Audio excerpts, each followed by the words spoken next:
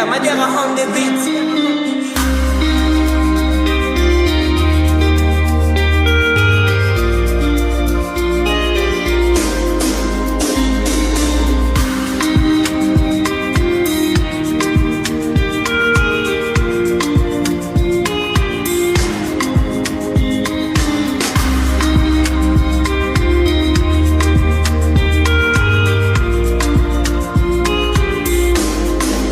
I see Mommy Nkechi, a rapper don't tell she the new for grave where my uche de Papa Emeka. Don't blind from growing, Pekin don't fall, now watch up I'm raw. Me self they shake my hand no feel. Yesterday we laughed, today I just swim more. If we don't stop this night where we they share, tell me who go sing for the ones we know, babe.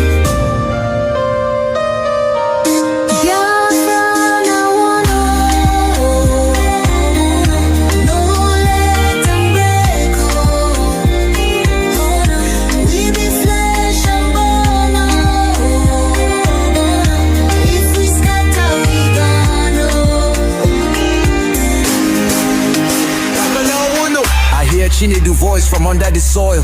Brother, no let my blood turn to oil. Little other they ask where my papa go. Her small hand they shake, she no sabi this woe. I beg my people see this fire we burn. Now our house they blaze, now our future they turn. We go tell their ghosts we no go fail you. If we hold this love, that death go burn you. No, make we try yo. Back up in the day. I beg my people see this fire we burn. Now our house they blaze, now our future they turn. We go tell their ghosts we no go fail you. If we hold this love, that death go burn you.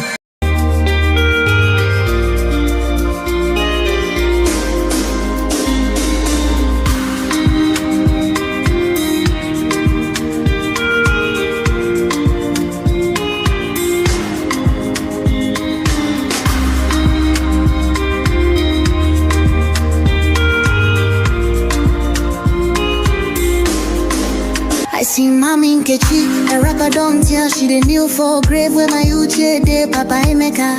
Don't blind from growing, Pekin don't fall, now watch up I'm raw. Me self they shake my hand no feel. Yesterday we laughed, today I just swim more. If we don't stop this night where we they share, tell me who go sing for the ones we know, babe.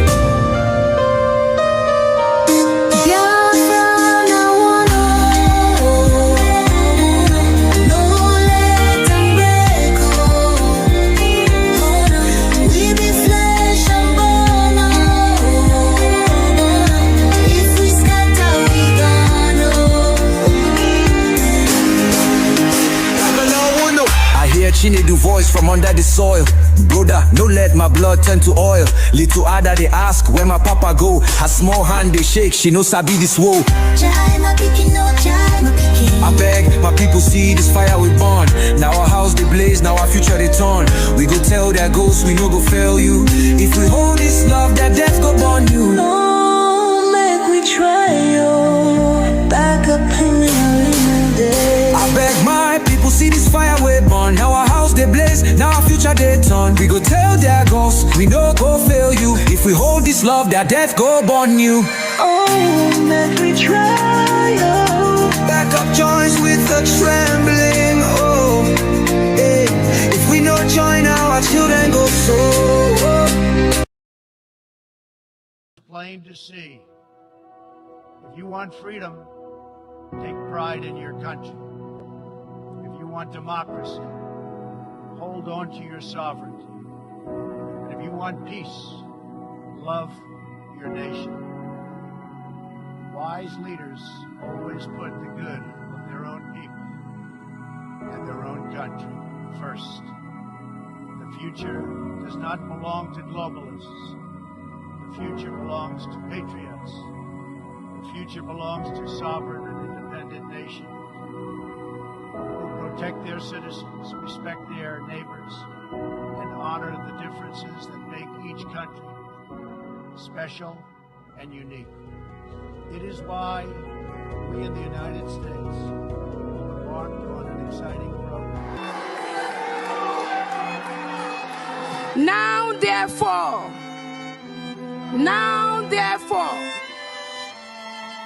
the Prime Minister of Biafra Republic Government in exile, His Excellency Ebba Simon Jaku, by virtue of the authority and pursuant of the issues and principles recited above, do hereby solemnly proclaim that the territory and region under the 40 confederating states of Biafra, together with her continental shelf and territorial waters, shall henceforth regain her independence and act as an independent sovereign state with the name and title of the United States of Biafra.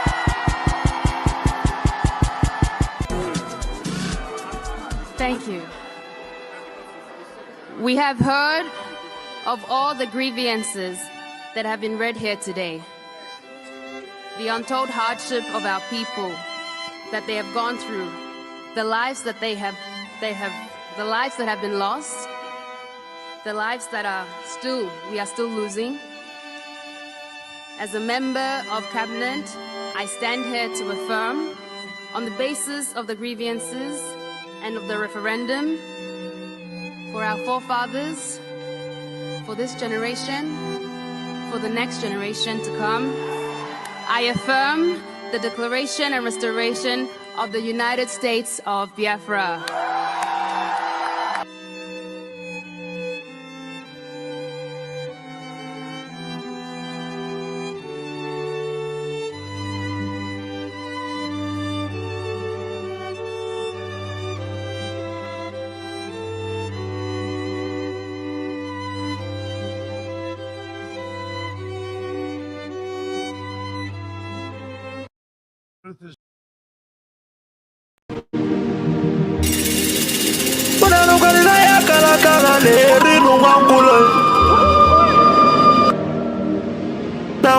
Na mose vive na kiti enui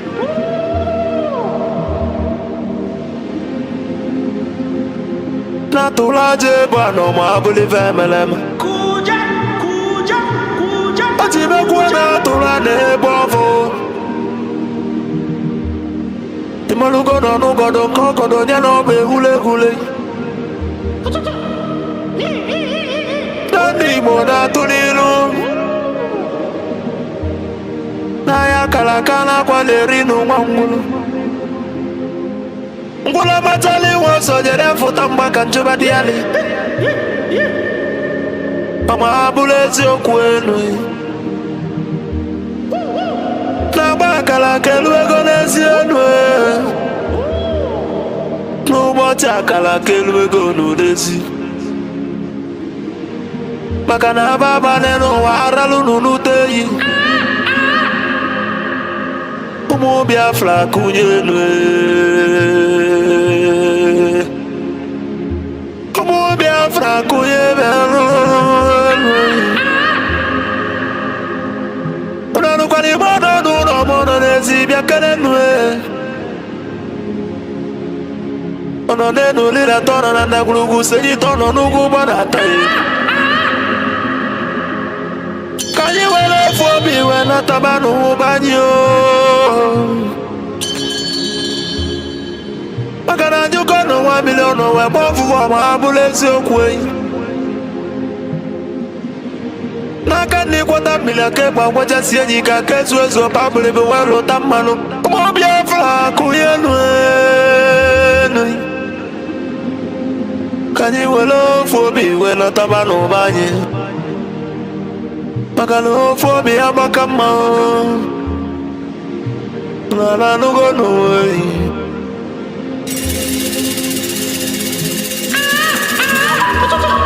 Biafra na mekele ununina Nkabo nkanyi Mwadati na itele wanyi biakenemi Okwage bulu kwekene na fandi otu Biafra is our hope And the Biafra is our religion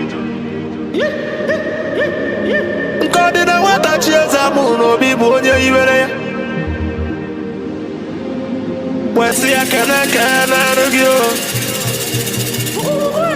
Aduba kwa chukwo Ikemba wano Biafra land mongwem Adawunelia kala ya dike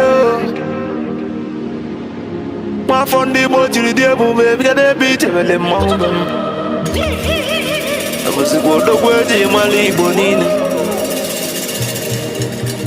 Odogweji malo Biafra biya Adumego chukwu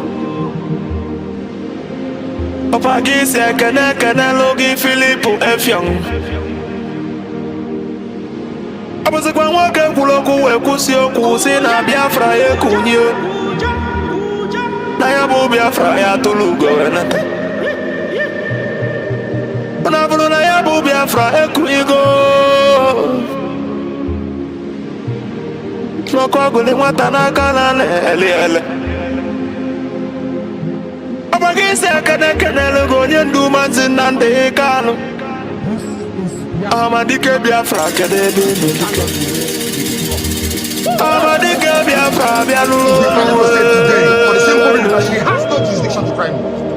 None whatsoever. I came out of Bagimo foye tilindilo mbadangula hunis accused from my case and cannot try my case. Amadike There are things that are happening in this country that a lot of you do not Amadike know. It is my duty to make that very, very clear to all of you. Today, because the lies are too much.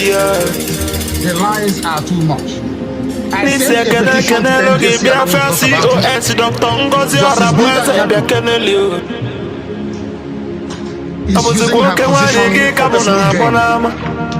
for personal gain. Her son and her husband are facing corruption charges. They told them convict me. This is what happens.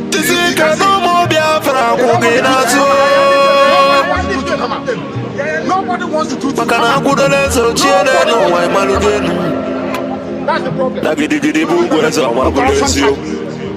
They sent her to my case.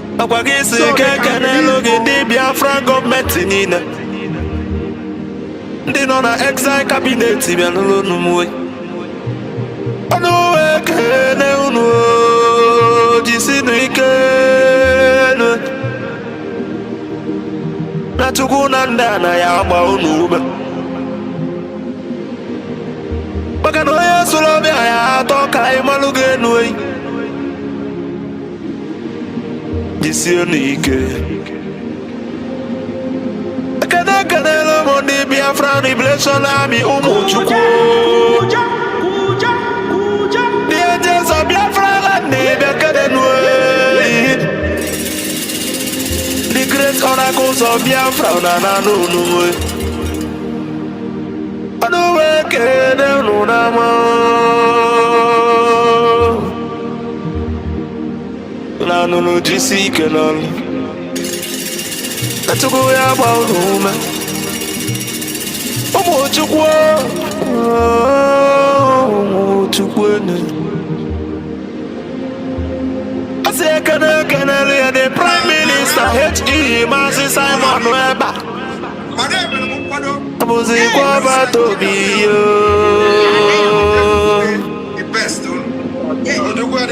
Atwalili umu Biafra bianulo Anonganga piotembe wile nabe I can show you, you will not see. Lili ukubia Kudwa komili na kwa nunu Yes. Mwana kwa mubia keneli Udagiri dimu All the guys send their son to Ose fulu bilo bia nunu Makwale na kosa de malanya Maji mwagu kojilo sinodilo kasojilo yatiji sojilo walasa Muzikwe wabatobi Ogada gididi kebya nunu Mwajiwe kwala niyo Chukwu nyere ndị Biafra na n'ụlọ n'ụlọ bekele gị asị m na ya adịrị ndị Biafra niile na mma asị na ya adịrị ụlọ niile na mma ma ndị anyị na-akpọrọ nwe na owutere anyị wee rie nne ma ndị anyị na-akpọ na ndụdonu na ndụdonu n'ọnwụ maka na mgbe na-abọ ka ekwe na-agbọ dike ọgbọ ya na ndụ ọgbọ ya n'ọnwụ n'obi ife onye edobeli na-edere n'ụwa ma abụrụ ife emeleme a good legacy will last forever ma abụrụ ife emeleme and the remembrance of my bless you.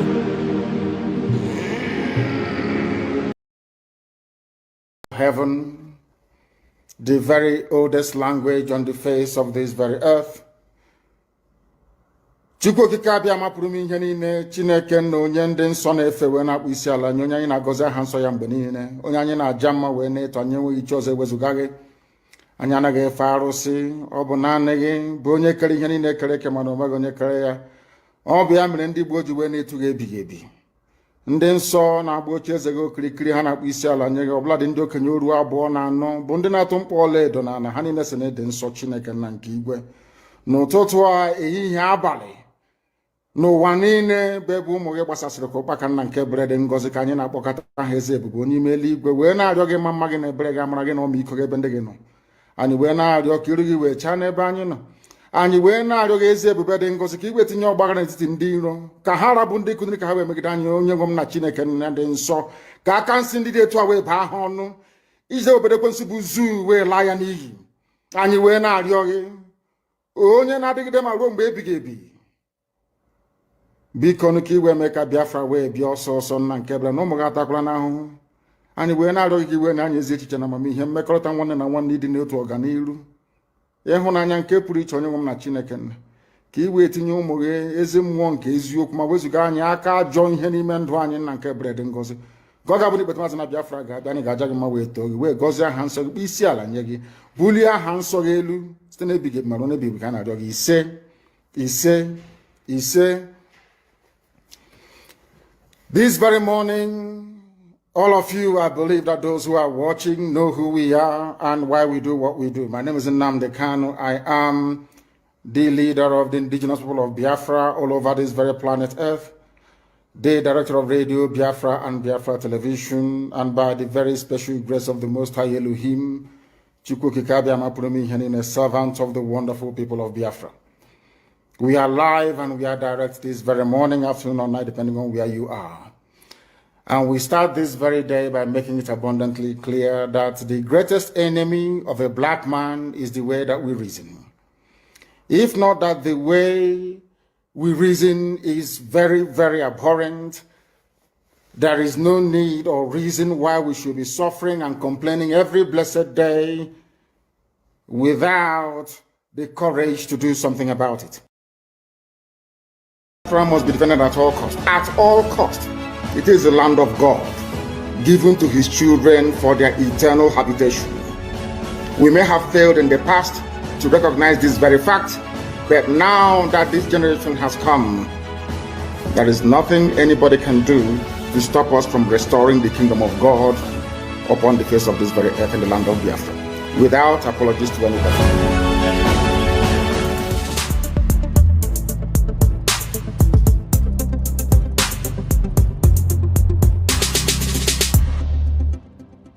The Fulani approach to the zoo called Nigeria is called the devil's alternative. Fulani, they have this two-pronged approach to the issue of one Nigeria. If they collapse you through banditry, they will overrun you because they believe they have superior weaponry. Right now, and all of them are in this game together. That's number one. If you sue for peace, which idiots like Omahi are doing, if you sue for peace, they will also get what they're looking for because they will plant Ruga in every local government area. The devil's alternative, whichever option you choose, men are going to die. Men will die. It doesn't matter the option you choose. If you wait for them to do things peacefully, which they will never do, they are going to kill you anyway because they'll be Ruga. And you allow them to forcibly take over your land, you are taken over, they will take it by force. and Fulani will plant their people in your local government areas. That in the next 100 years, you'll be hearing about Olo Emirates. And then we'll be like Hausa people. Our great-grandchildren will now ask their parents, what happened? They will tell, oh no, there was somebody called Hope. He was playing politics. He loved Nigeria. There was one called Umahi. He loves Fulani. He used to be our brother. But then we are gone. As a race, we are finished. And I said to these fools, Fulani Caliphate is dealing with you people, but you don't know it. They are like the vulture. Nigeria is pregnant. If Nigeria dies during the pregnancy, they benefit. Nigeria gives birth to the Aruga, which they want, a new Nigeria, which they want, is also to their benefit. The only people aiding and abetting them are these quislings, the fulefus from the East, intellectuals, and sophisticated morons from the West. Ojukwu negotiated restructuring. What happened? They came back and they said no. Ojukwu said, okay, so you want to continue to kill my people all over the place? No. Because of that, I'll declare Biafra. Today, they have brainwashed all of you with the perverse notion and thinking that somehow Ojukwu is responsible for causing a war, when opposite is the case. That Gowon was the aggressor, not Ojukwu. That's how Nigeria is. Always blaming the victim. And we lost over 5 million people during that very genocidal war. They killed over 5 million Biafrans. They wanted to wipe us away from the face of this very earth. But we survived it. And we are here today. Those they gave birth to, they have come, and this time with a wrath that you cannot even begin to imagine. And what we are pursuing is a part of pressure, relentless pressure, to ensure that Biafra comes. How are we going to employ that pressure? There are only two ways to get your freedom in the history of the whole world. Freedom can be gotten only two ways. One is through the ballot box. In other words, people will contest and they will have Biafra Nationalist Party. Yes, as they have in Scotland. And then we vote for them. When they then go to the house or maybe go to Abuja, they will say, we are here under the mandate of Biafra Nationalist Party. Because of that, we want to go and conduct a referendum in order for us to be free. The other way, you fight. Either you go through the ballot box or you fight. Which option are we choosing? We have chosen to fight.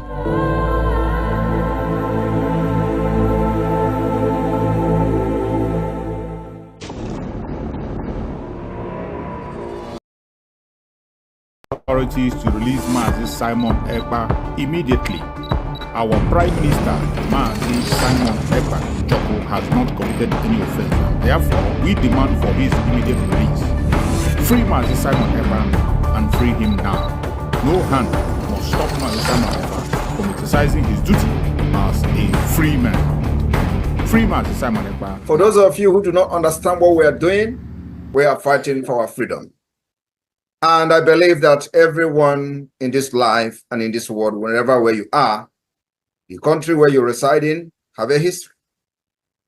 Now, I want every one of us here today and those who will listen to this particular speech to note one very important fact. Nigeria state came into being through conquest. This is a fact that nobody can change. Nigeria came into existence through conquest. And the forceful imposition of foreign rule, which denied the indigenous people in Niger area the opportunity to negotiate and choose what they wanted. That is the problem. We have lived with this foreign rule and this forceful union for decades, over 100 years.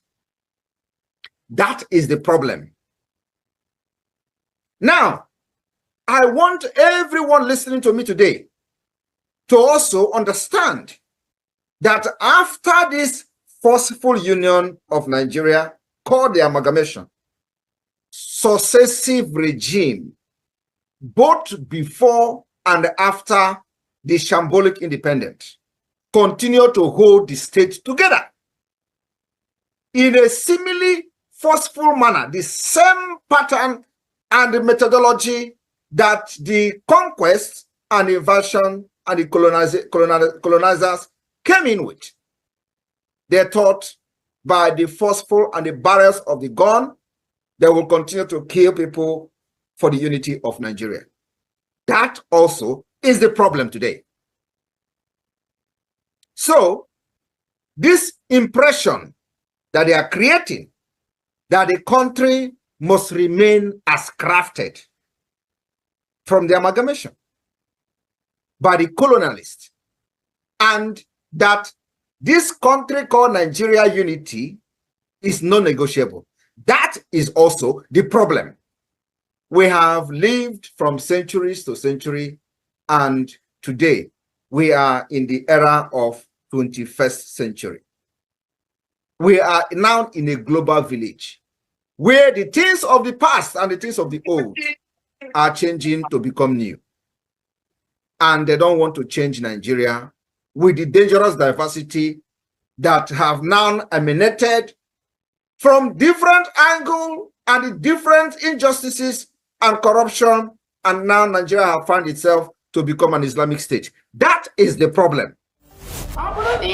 That you are supporting Nigerian government in any way, either in the Nigerian army, Nigerian police, Nigerian security, Nigerian immigration. The PM has said today, we are not against you, but if you wear the Nigerian uniform representing Nigerian government in Biafra land, you are going to pay the price, and you're going to pay the ultimate price for supporting a terrorist government that is in Biafra land. These are terrorists that kill our people, maim our people, burn our houses, burn our businesses, burn our homes in Biafra territory. If you are one of them, you have yourself to blame. If you are wearing any Nigerian uniform, Nigerian military uniform, Nigerian police uniform, Nigerian security uniform, sorry is your name. We have no prison, we have no jail. If you are caught inside Biafra land, you are gone. Only one, under his leadership, His Excellency Simon Ekpa. Anybody that is confusing anyone or telling you there is another, no, there is nothing. There's just one, recognized by His Excellency Simon Ekpa. Welcome, welcome, welcome. Thank you for joining us on this very important program. Wherever you are connected from, I thank you for being part of the program. If you are joining us from Biafra land, from Asia, from Europe, from America, from Australia, from Canada, from New Zealand, whichever part of the world you are connected to this platform today, I welcome you and I appreciate you for taking out your time to join us on this program. Wherever you are going to be watching this program, if you are watching us on TikTok or you are watching us on Facebook, you are welcome. Most especially those who are joining me where I am hosting this program on David Herbert's channel on YouTube. I appreciate every one of you and I welcome you immensely for being part of the program this morning. It is a beautiful Monday and I welcome you. For those who are joining us for the very first time and those who are going to come across our video for the very first time, I want to remind you that this platform is dedicated to the United States of Biafra. The United States of Biafra under the command of our Prime Minister, Mazi Simon Ekpa Njoko, and on the supreme command of Mazi Nnamdi Kanu, today under the leadership of the Deputy Prime Minister, Dr. Busa Roboze. In this platform, we do not come here to instigate violence. We don't come here to preach hate. We don't come here to attack people or individuals. We do not come here for saga. We don't come here for any sort of propaganda. We do not come to this platform to attack any race or religion. What I do in this platform is to promote freedom, to promote humanity, more especially freedom of the Biafran people, to present the case of Biafra before the whole world in a truthful manner, to speak the truth and nothing but the truth. What we do in this platform is to make sure that our voice, the voice of the Biafran people, is not gagged. What we do in this platform is to make sure that the world knows the true situation in the contraption called Nigeria, the atrocities of Janjaweed against the Biafran people on different fronts, on different angles. 1 minute.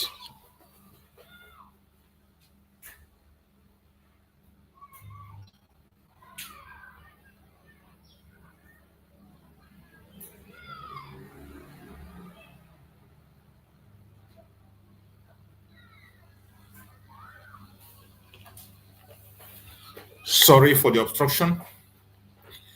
So as I was saying, what we do here is to make sure that our voice is not gagged, to make sure that the world hear us and hear us clear. In this platform, we do everything humanly possible to see that our voice is being heard, to tell the world the true situation of things in that contraption called Nigeria. We are trying to make sure that our voice is not silenced. We expose the support of the terrorists by the Nigerian government, and we explain fully the reason we say Nigerian government is a terrorist government.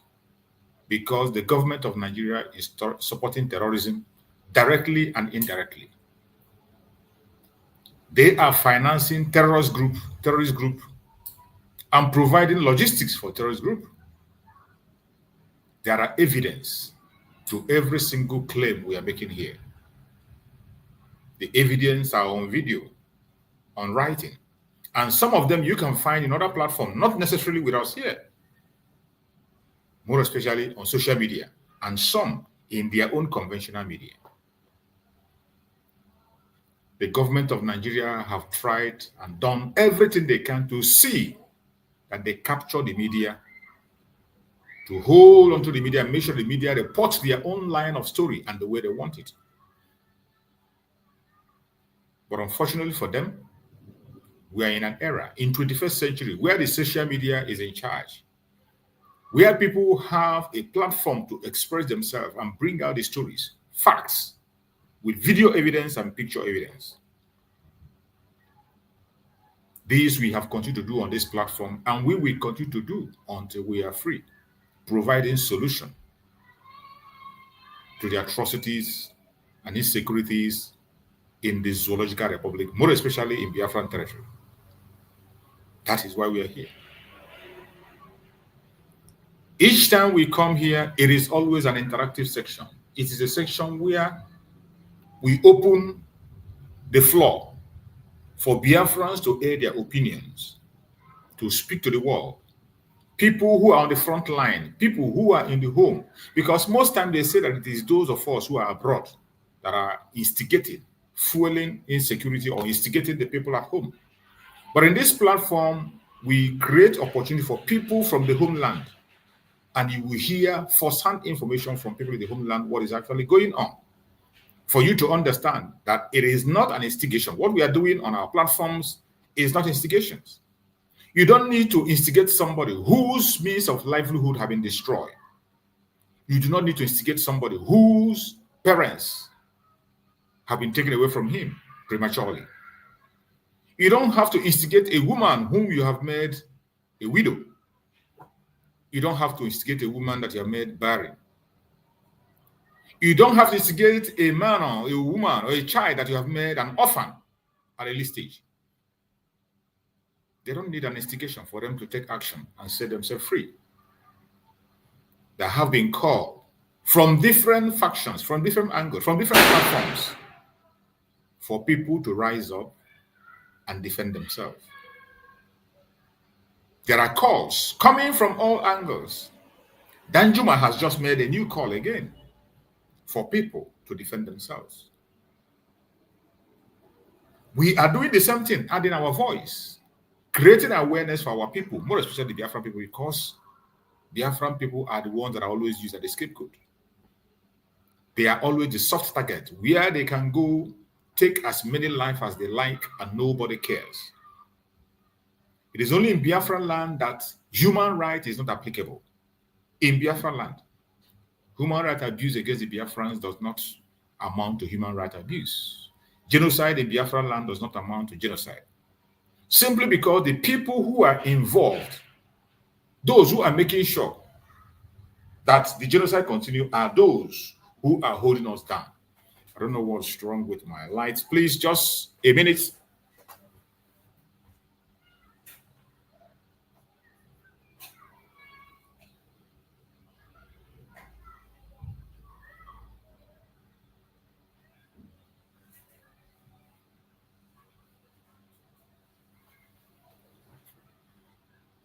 Sorry for that obstruction. So that is what we see. Because of that, they feel they can do anything they like in Biafran territory and walk away with it. And we cannot accept that. That is why we will continue as much as we can at all times to make sure that we air our opinion, we speak out, we shout on top of our voices, because we know there are still some sensible people out there. There are some reasonable people out there in the West, including in those countries that are directly involved in dehumanization and destruction of our territory.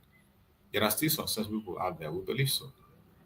And that is why we will not stop talking. We will continue to create awareness, we will continue to talk, we will continue to call them out until they do the right thing. My fellow Biafrans, I welcome every one of you that have joined on today's program. And we are going to do it as we always do, as quick as possible to pass the information so that I can get to everybody. Remember, this platform is for everyone that cares about humanity. If you care about humanity, you are welcome. The only thing that qualifies you to join us on this platform is for you to be a human being with conscience. If you're a human being, it doesn't matter your orientation, it does not matter your religion, it doesn't matter your location, it doesn't matter your ideology, it doesn't matter whom you follow or what you believe or what you don't believe. That is none of our business. We give you the platform to come out and air your opinion. Even if you're a one Nigerianist, you don't want Biafra, you're your own, and you feel that you have a superior argument to present, please do join us on the Bihaba channel. Click the link from the comment section and join us. We want to hear from you. Nobody knows it all. By the time you speak to us, you might win a soul, or we will win you over. You might be having a wrong impression about us, but by the time we exchange views together, you'll begin to understand better. Likewise, on our own side, if you have a superior argument, at the end of the day, you might win a soul. We urge you to join us and air your opinion. You're entitled to your opinion. Here, we don't gag people. Whatever your opinion, if you're entitled to it, all we'll try to do is to convince you to know the truth, pursue the truth, and follow your conscience. I welcome every one of you once again. And when you are joining us on the platform, please make sure you appear in a decent manner. You cannot join us wearing your singlet or appearing on our platform naked. We're not going to allow that. And when you are speaking to the world through this platform, please make sure you speak in a civil manner. It doesn't matter how angry you are. It doesn't matter how dissatisfied you are. It doesn't matter who you are talking to. Whatever your opinion might be, you are entitled to it, but do it in a civil manner. Present your case in a civil manner, and we will respond accordingly. You will get all the answers that you need. What we are doing here is to promote humanity, to speak the truth and not about the truth, to promote peace, not the peace of the graveyard. We are promoting peace, but not the peace of the graveyard. What we are trying to say is that we want you to live and let us live. It is not too much to ask. Live and let's live. That's all we ask. And that is not much to demand. So my fellow Biafrans that are watching, I welcome all of you. And today, being Monday, as you all know, you know what it is. And that is why you look at the topic I chose today. It's written there. Sit at home, continue. As we Biafra, full restoration remains the only remedy to the failed state Nigeria. Biafra full restoration remains the only remedy to the failed state Nigeria. Today is Monday. You know what Monday is? It's a sit at home. The day we come together to demand the unconditional release of our Supreme Leader Mazi Nnamdi Kanu. A day we come together to express our disapproval of occupation of Biafra land by the foreign force of Nigeria. A day we show to the world that Nigeria has no legitimacy in Biafran territory anymore. This referendum has been ongoing for the past 4 years to 5 years and still counting. And we will continue to go on this self-referendum every Monday until we exit the zoo. The Monday sit at home was one of the things that made them to say that Mazi Simon Ekpa is instigating the Biafra people. But Mazi Simon Ekpa has not been in the picture for more than 6 months, and yet the Biafrans are sitting at home every Monday. Who then are you going to say? What then are you going to say? The sit at home is a decision of the Biafran people, and it doesn't matter the propaganda you present. It doesn't matter the attack you present. It doesn't matter the lies you present. The Biafrans know what they want. All we ask for is freedom. And for us to express ourselves and let our voice heard, we will pursue every means to do that. We know that protest is prohibited in Nigeria. In Nigeria, protest is a suicide mission, not just for the Biafran people, including other indigenous persons. Any move for protest, Nigeria declare war.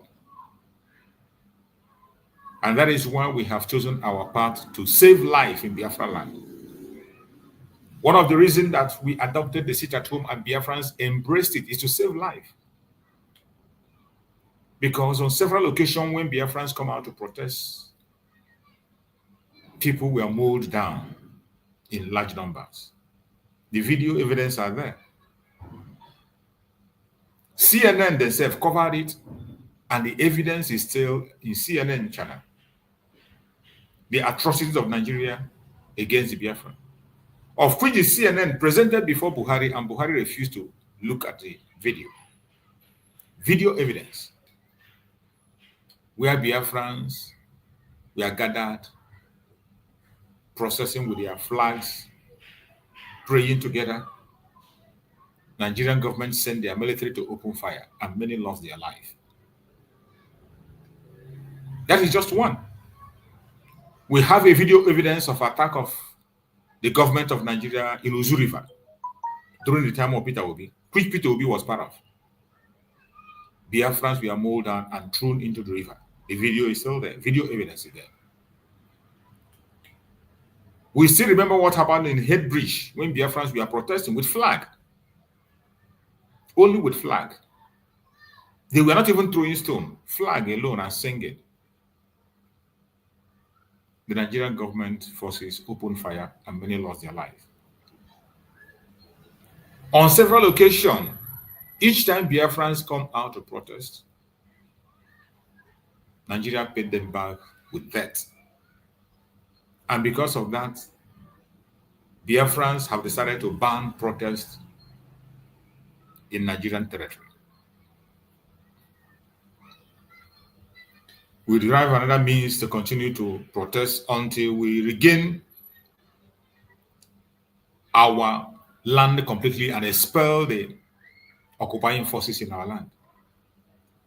That is why we choose sit at home. And Biafrans understand very well. And today, that sit at home have achieved a lot. Sit at home have put Mazi Nnamdi Kanu on the front line and made it impossible for the Nigerian government to harm him. Sit at home have drawn the attention of the world to what is happening in the Zoological Republic. Even though they are in charge of the media, But yet, through that act of sit at home that Biafrans were doing, it became impossible for them to hide the atrocities before the eyes of the world. Biafran have continued to hold on to that sit at home and promise to continue to do it until we are free. There is no amount of propaganda that is going to stop it. They have tried. The Nigerian government on their own have organized different fake operations on days of sit at home just to blackmail the sit at home. Nigerian government set up a senator that they killed, Gulag, which they planned to track the sit at home on. Eventually they failed and they took the life of Gulag on Monday, while on Sunday, while Monday was the sit at home. But still, in this case of Mazin Nandekano, they were still trying to drag it, telling us there was a sit at home on Sunday. But the broadcast is still there, where Mazin Nandekano declared a sit at home on Monday. But they went for that attack. They miscalculated and went for that attack on Sunday. And they took the life of Gulag just to frame the Biafran people. That failed. We have seen video evidence where Nigerian police, in their uniform, we are seen on the day of sit at home, enforcing sit at home, captured on video. Video evidence, very much available. A policeman. We have also seen a video which was played in their own conventional media. A member of DSS was caught red-handed in a crossfire between the unknown gun and the policeman. When one of the unknown gunmen was gunned down, they went to his pocket and they saw the ID card of the DSS in his pocket. And the government swept it under the carpet. Everything I'm telling you now has video evidence. They are there. It's only those who joined on yesterday that will be thinking that maybe it's a made-up story. But those who have been paying attention to what is happening, we know that every single thing I say has a video backup evidence. They are journalists in the media knows. In the zoo, they know. But because these are brown envelope journalists in the zoo cannot ask the real question. They cannot push forward the real discussion. All they do is to sit in their office, receive their envelope and direction on what to say and how to say it. But I thank Chukwu Okike Abiyama that we have the social media, where you will be in charge of your discussion. Speak in the manner that you want and be responsible for what you say. They have tried as much as they can to destroy the Biafran people, but they have failed. Each time they try, they fail. Mazin Nandekano became a threat to them. They made a move to take his life. They did not succeed. Chukwu Okike Abiyama saved him. They still pursued him abroad. Finally, they went to Kenya and kidnapped him, tortured him for 8 days. And Chukwu Okike saved him. They were not able to take his life. After which he was extraordinarily renditioned to the Zoological Republic. A crime against international law. A crime that you cannot do that against any Western country and go scot-free. You cannot do that against any Western country, even Asia. You can't do that and go scot-free. Kidnap their citizens. But even though Mazin Nandekano was having a British citizenship, he was kidnapped in Kenya with British passport. And Nigeria made bold to come to their court, to present Mazin Nandekano to the court, and the British are watching. Instead of speaking, they are joining hand with Nigeria to prosecute Mazin Nandekano, because that is what it means. The British, we know, are a major player in Nigeria. That if they want their citizen released with immediate effect, it will be done. But somehow, they see Mazin Nandekano as a threat, because Mazin Nandekano is not ready to bow for any colonialist. He wants an independent state of Biafra. A Biafra that will be independent, do their things, and plan their own way. British will never support that. Because right from the origin, even from amalgamation, they see the people from the south as a threat. We have video evidence to this also. A British man confessed to that. That the reason the British people handed power over to the Janjaweed was because they were seeing people from the southern part of Nigeria as a threat. Though they know that the wealth of the country lies in the south, the brains of the country lies in the south, the wisdom and knowledge of the country lies in the south, but yet they chose the north, the Fulanis, who were ready to play to their own gallery because they don't want to deal with the smart people in the south. That this has still continued. That is why, for those of you Biafrans who are having British passport, I'm sorry for you. You better throw it to the dustbin and look for Biafra. If you're a Biafran and you're holding British passport, you're on your own. The case of Mazen Nanekan should teach you a lesson. These are the people who only what they want is for you to serve them. They want you to remain a slave for the rest of your life. And anything that is going to make a plan for you to, any road for you to escape slavery, they will never permit it. The British will do everything possible to hold you down. Don't get me wrong. There are wonderful British citizens. There are citizens of Britain that are very, very good. But when it comes to their government, they are the worst in the world. They have wonderful citizens. But when it comes to their government, playing their games or representing the government, they are the worst you can ever deal with. The worst of the worst. Their citizen Mazen Nandekan was kidnapped, tortured, brought back to Nigeria, passed through their court. The court said, let him go. Nigerian government refused to let him go. Instead, they returned him back to start the case afresh, which he's going through now. They are seeking for every means to indict him. And he has spent 5 years in detention as they counted. And the British doesn't see any need to respond. Not even a sanction to Nigeria. Not even a single sanction to Nigeria. Even when a group in the United Nations gave order, gave Nigeria 6 months then to release Mazen Nandekan. The 6 months elapsed. Nothing was done. No action was taken. Not even a sanction. Now you understand when I say human rights abuse does not take effect when it has to do with a black man, let alone a Biafran. Genocide doesn't matter when it has to do with an African, let alone Biafran people. The global conspiracy is huge. Even when we have tried through this sit at home to air our voice, for almost 5 years, Biafrans have been sitting at home. If it were to be in the West, a particular set of group continue to maintain sit at home every Monday for 5 years, there is no way the United Nations will not weigh in and ask a question. It's not possible.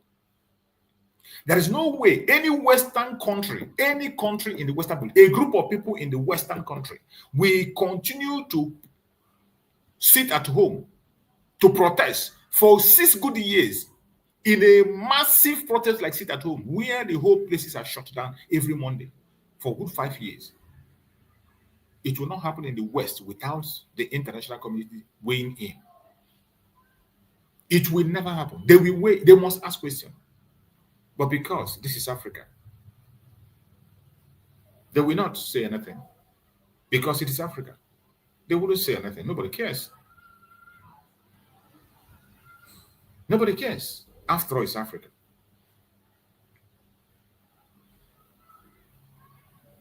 All they are doing is to advise Nigeria on how to use force, or how to demonize what we are doing, or how to create a counter-narrative against us. That is all they do. But each time they go under their counter-narratives, they fail. There is nothing they did not do about the sit-at-home, but the sit-at-home stands. Up to this minute as we speak, the Biafrans are sitting at home. And it's been going on for more than 5 years. Today, sit-at-home is one of the things that they are using against Mazen Nandekan to prosecute him in the court. The decision of the people. The same thing with Mazi Simon Ekpa, who entered in and made sure that the legacy of Mazi Nnamdi Kanu was not taken out. To make sure that they did not silence Mazi Nnamdi Kanu, to make sure they did not frighten the Biafran people to take Mazi Nnamdi Kanu out. Mazi Simon Ekpa did everything humanly possible to keep that legacy on. And today, they activated their global conspiracy through Finnish authorities. Finland that has first-hand information about the situation of Biafra. Finland, where Mazi Simon Ekpa has gone first before ever he started the agitation. Mazi Simon Ekpa went there to give them a comprehensive detail on the atrocities of Nigeria in Biafran territory. The petition of Mazi Simon Ekpa is with Finnish government. It didn't start today. Apart from the petition, the Finnish government have much more information than we can ever have when it comes to the issue of Biafra. But yet, for selfish interests, for their own selfish interests, you want to be a member of NATO, political interests, for economic interests, they need the oil and gas. They sold out their conscience. And they pretend not to know the situation of Nigeria. The Nigeria that they have warned their citizens to be very aware of going into. They ban their citizens from traveling into. A Nigeria that they know that supports terrorist group. A Nigeria that their human rights record is zero. The Finland authorities team up with Nigerian government to prosecute their own citizens with evidence provided by a terrorist government with zero in human rights rating. This same Finland will come out and tell you that they are number one when it comes to human rights. Number one, my food. Number one, my food. Is it because it is Biafra? Is it because it's Africans? We know. We know. When you hear about human rights, there is nothing right about human when it comes to the West. Human rights is nonsense. It's just a letter they wrote to manipulate the Africans. It's just a manipulation. Just like the democracy. When they preach democracy, the democracy they preach in Africa is blackmail. It's just propaganda it's just to control you. The democracy of the West that they preach in Africa is just to control you. It is nonsense. It doesn't make any sense. The Africans have democracy before ever the West thought about it. And I'm talking about Biafra land started practicing democracy before the West thought about it. I didn't just say it. A white man from America said it.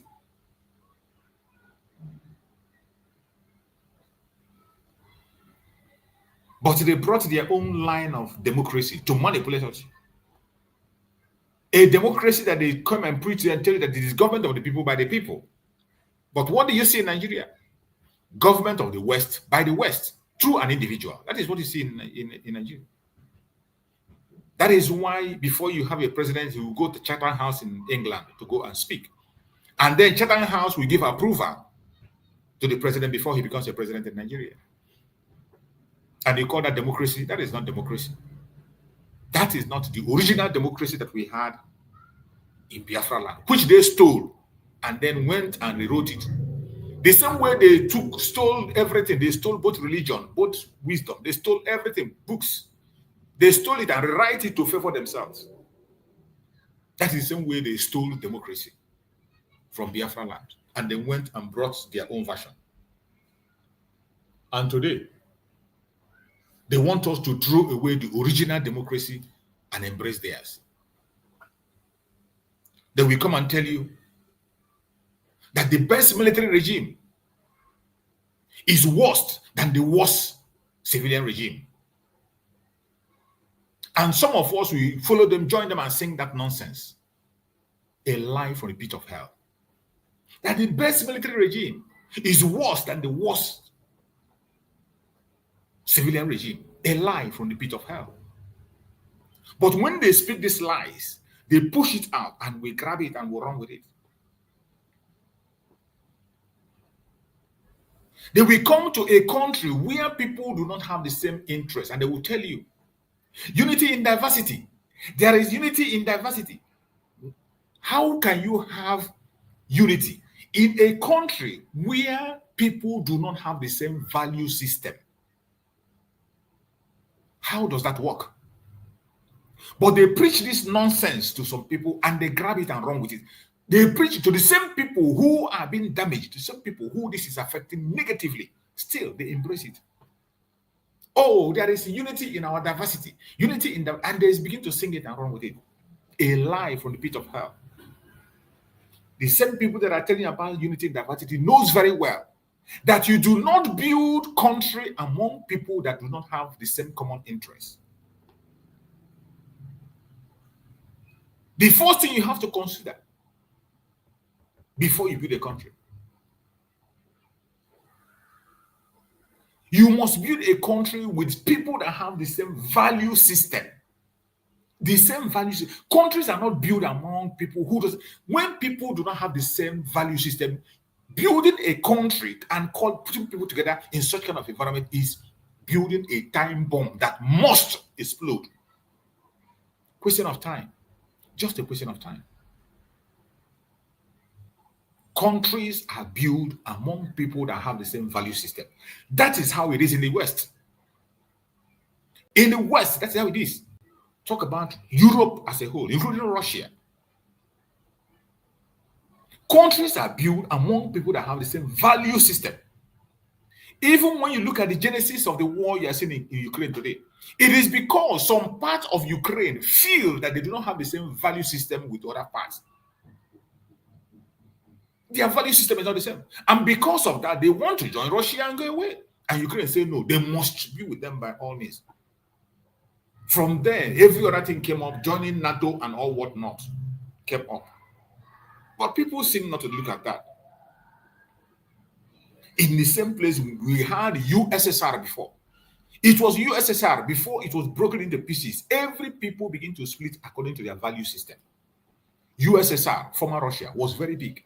But at a point in time, it was broken into pieces according to value system. People began to go their separate ways. And you see how successful they have been. You see how successful they have been. The same thing in Asia. Places were broken according to value system. You see India, Bangladesh, Pakistan. People that have the same value system broke out. Formerly, they were all under India. Almighty India. That large number doesn't make sense when the people don't have the same value system. It is chaos. You can never progress. You can never succeed. It doesn't matter how many intelligent people you have. In Nigeria today, Nigeria has the best brain you can think about in the world. In Africa, there is no African country that has more brains than Nigeria. No African country has produced more brains than Nigeria. But yet, Nigeria is the worst country you can think about, the most chaotic country you can think about, because you match people that do not have the same value system together. You force people that do not have the same value system together.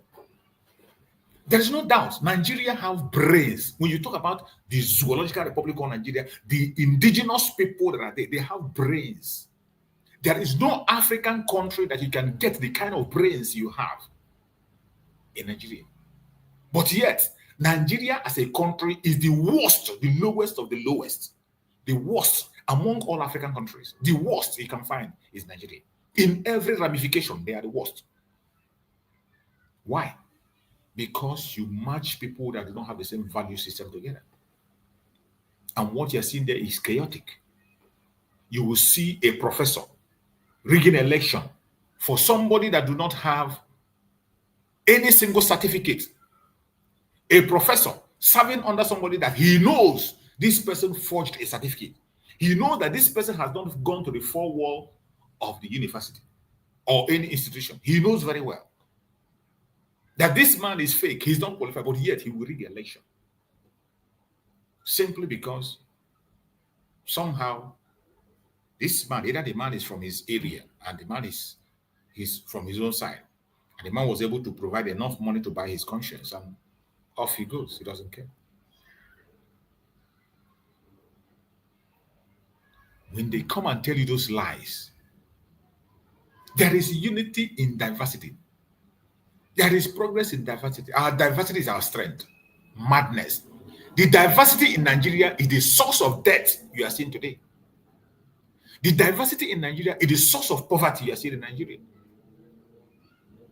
The diversity in Nigeria is the source of failure you are seeing. The source of the insecurity you are seeing today is because of that diversity. Diversity you have in Nigeria is not a strength. It is destruction, death, failure, and backwardness. Take it to the bank. Until you divide that contraption and let people go their separate ways, to your tent, O Israel. Let people go their separate ways according to their value system. The people in the old Southeastern region have the same value system. They have the same value system in their culture, in their religion, in their food, in their way of life. The same thing in the Southwest. They have the same value system in their culture, in their way of thought, in their way of life, in their identity. They have the same. The same thing in the North.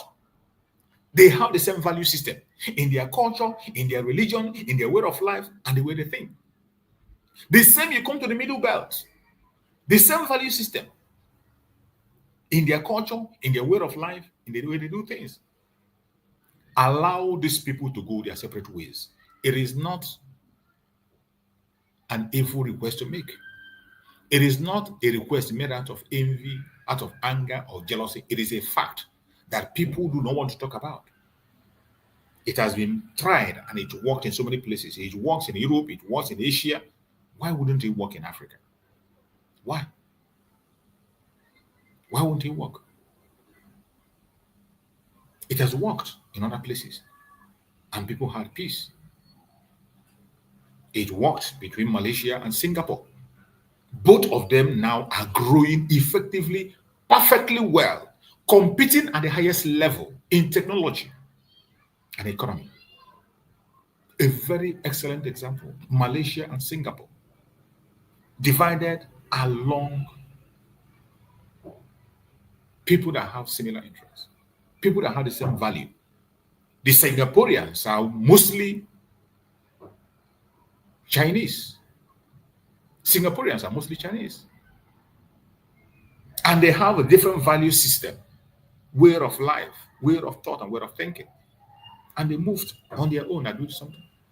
You come to Malaysia, you see mostly they are Muslims. Very intelligent, very focused, very well-mannered, and they know what they want. And with this separation, two of them still mingle together. There are people in Malaysia that are working in Singapore. And there are people in Singapore that are working in Malaysia. They come to work every morning from this side and this side, and they have no problem with that. Everybody respects each other. Once you cross into Singapore, you know their laws, you know their rules, you respect it. You cross into Malaysia, you know their laws, you know their rules, you respect it.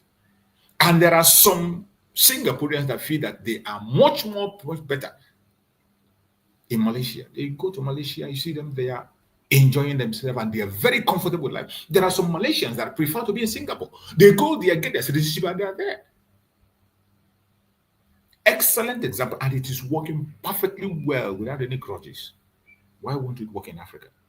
Why is the West preventing that to happen in Nigeria? Why is the West preventing that to happen in Nigeria? Some of the idiots, some of them will come out and tell you, oh, you have intermarried. Because intermarried, how are we going to do now that we have remarried? Madness. That is the worst comment I have always had. And you hear it from people who call themselves lawmakers. You hear it from people who call themselves elites. People that call themselves elites and lawmakers, they will come on a national TV and they will be using marriage as a measure to continue to hold the zoological republic together. Even when these idiots, some of them, their children are married to people in other countries. Their children are married to people, they are holding passports of other countries. But when it comes to saving life, allowing people to grow and progress, they begin to give you an excuse and they tell you diversity is your strength. The worst propaganda I've ever had. The earlier we face the fact, the better. And that is why we are doing what we are doing. We will continue to speak, whether they like to listen or not. Somehow, somebody is going to hear us somewhere. Because I still believe there are people of conscience in the United Kingdom, there are people of conscience in the United States, there are people that have conscience in the West. Even when the Biafran war was going on, there are people in the UK that we are debating that joined the protest to ask their governments to stop the madness, stop the genocide. There are people that have conscience. And that is why it is important that whenever you meet our platform, you help us to share video. Even if you cannot speak, share the program. Continue to share it to all platforms wherever you are. You never can tell who will come across the information. It can save life. It will go a long way to save life. We will continue to debate until we are free. What you have in the Zoological Republic called Nigeria is a time bomb. And it is even worse now that the terrorists are completely in charge of the territory. The only reason why terrorism has succeeded in Nigeria is because of this same value system. This same value system is why terrorism is progressing. Because of the chaotic interests of a certain group in Nigeria, they open their arms and welcome terrorists to come and help them get land. And now you see the result. You see the result of allowing terrorists to go because of the conflict of interest. They felt that they can be able to use the terrorists to overcome other places. And they opened the boundaries, opened their boundaries open and said, the boundaries are open. Gave some of them citizenship and they came in and began to take lives. A chaotic scene that we have always seen everywhere. And that is why today they have finally come and they have captured the country. The country today is in the hand of the terrorists, and there is nothing you can do about it. The only solution to solve this problem is to divide the country along people that have the same value system. Once the division is being done, this interest will die a natural death. The northern part of Nigeria that's called themselves Arewa will be forced to protect their border. The middle belt will be forced to protect their border. The Oduduwa people will protect their border, and Biafrans will protect their border. Then and only then there will be a healthy competition among these people. And growth will come. Security will come. Good economy will come. Anything short of this is a waste of time and energy. That is why we are speaking the way we are speaking. That is why we are doing what we are doing. We are pursuing solutions. We are not like those who complain. That is different between us and those who call themselves human rights activists in Nigeria.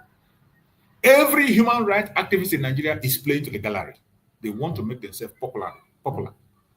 They only create a situation where they will become popular, and then they earn a means of livelihood, and that is it. Even though they know the solution, they will not support the solution. As long as that solution is not in the hand of the majority, is not accepted by the majority. They wouldn't even support to push it. They will play to the gallery of the government. Every single human rights activist, go and look at them. They are all playing to the gallery of the government.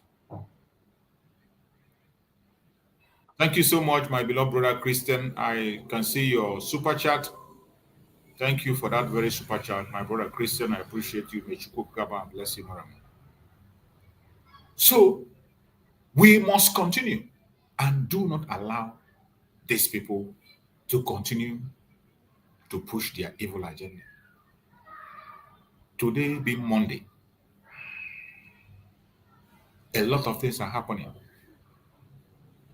When we talk about the interest, which is the most dangerous thing in the Zoological Republic, putting people that do not have the same value system together, that was what made a certain people in the north went and called terrorists with their full eye in broad daylight to come and help them to secure a situation. And because they felt that they have some interest with the terrorists, they have the same value system. And when they came, this terrorist group have refused to go. Instead, they are trying to capture more bases.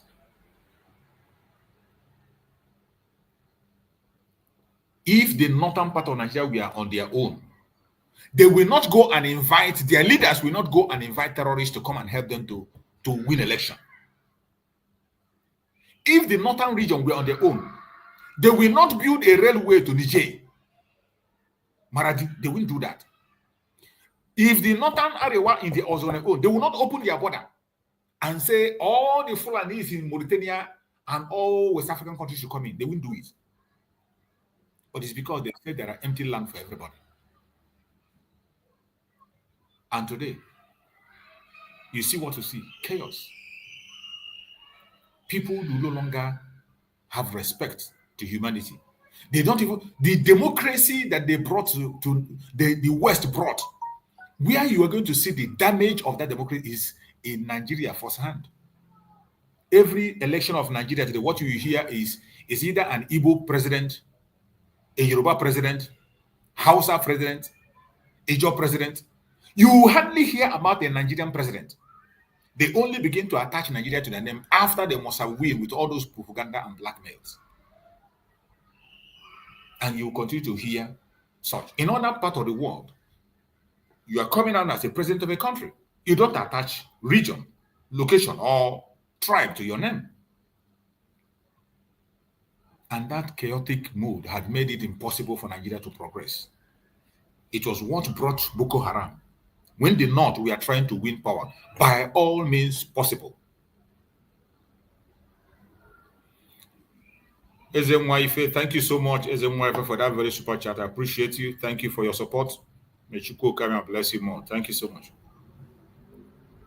So because of that, you see all those chaos that are happening. It is because of that interest.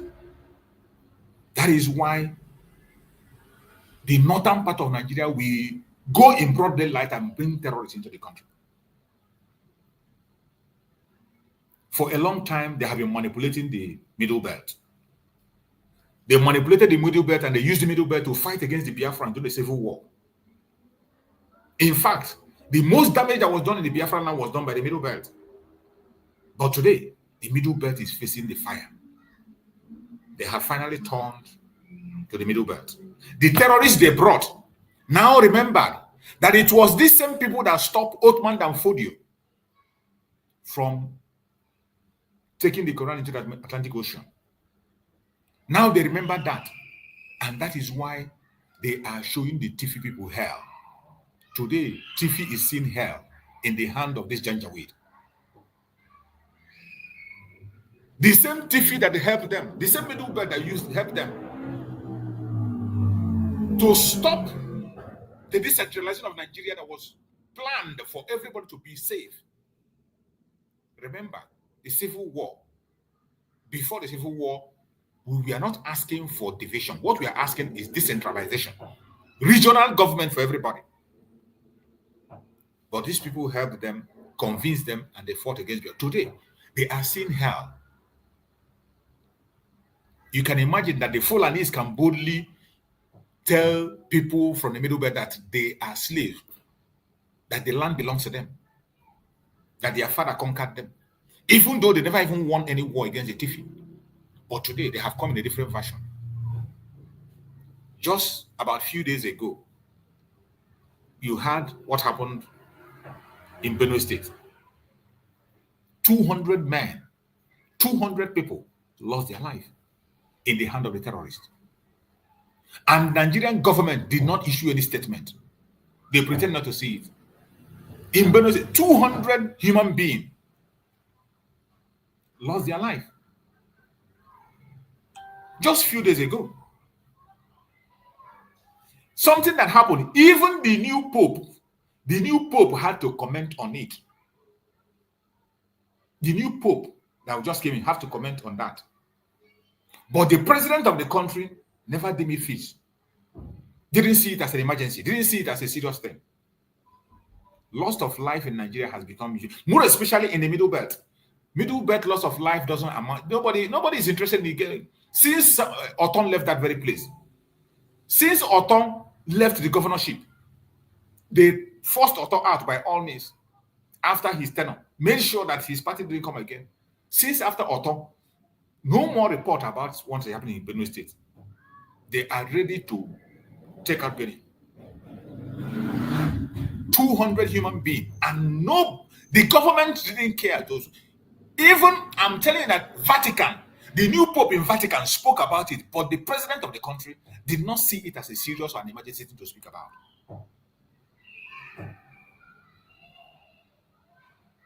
When we are talking about getting out of the zone, you don't understand. There is no unity in the diversity in the Zulu Republic. It is chaos, death, and destruction. The only solution remains disintegration. And I want to share with you a video of the protests in Benue State, because so that people who are not Biafrans, who are not Nigerians that are watching, we see that we are not just making up words. We are not just making up story. What we are saying, speaking, are facts on the ground. I'm going to play some video. You know, that's how we do our program. We show you video from other sides so that you know that we don't just sit here, make up stories, and begin to give you. I want you to see a short clip that come out from the protests in Benue State. Mr. President is quiet. The governor is quiet. These people are not asking for political alphabet. They are just... I am protesting because right now we are standing on the death of our mothers, our fathers, our brothers and sisters. We have become IDPs in our own very country. These killings have persisted for years. A lot of talks have gone on. Only last year, 500,182 people were displaced. Did you hear that? Did you hear that? Only last year.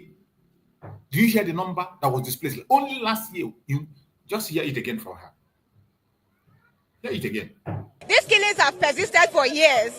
A lot of talks have gone on. Only last year, 500,182 people were displaced. 500,182 people displaced only last year. Only last year in one state. And the government doesn't see it as an emergency. The government doesn't care about it. We have 21 IDP camps in Benue. These killings won't stop.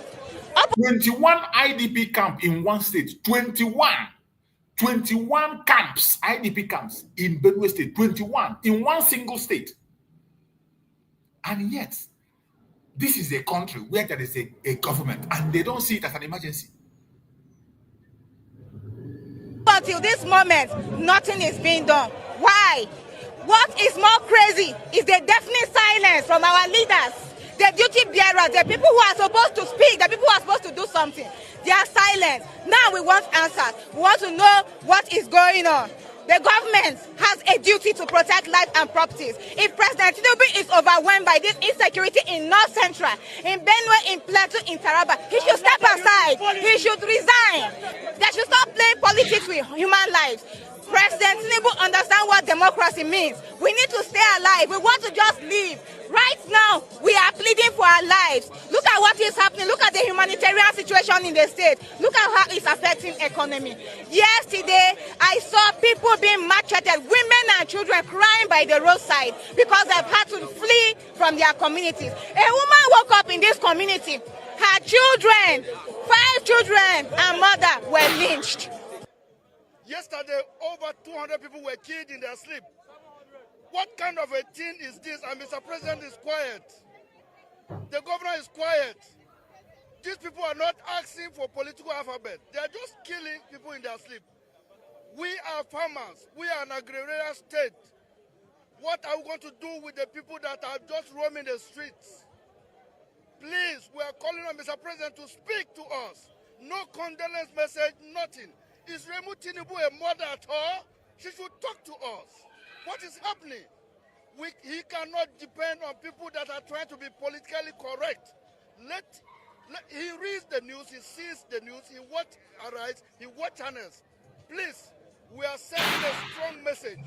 We are going to stay here till Mr. President will speak to us. That is what we are going to say. Am I speaking the minds of Benue people? That is what we are doing here.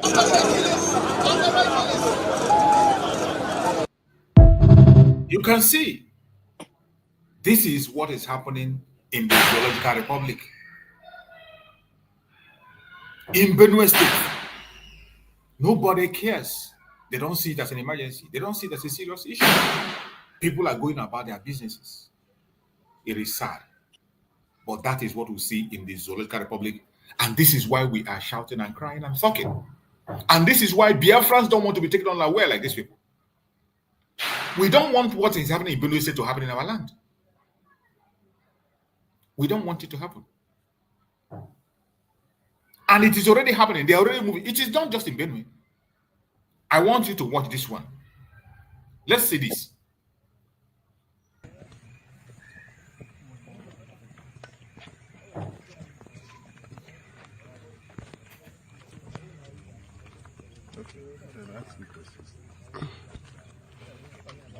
Dr. Ebube, good morning, sir. Morning.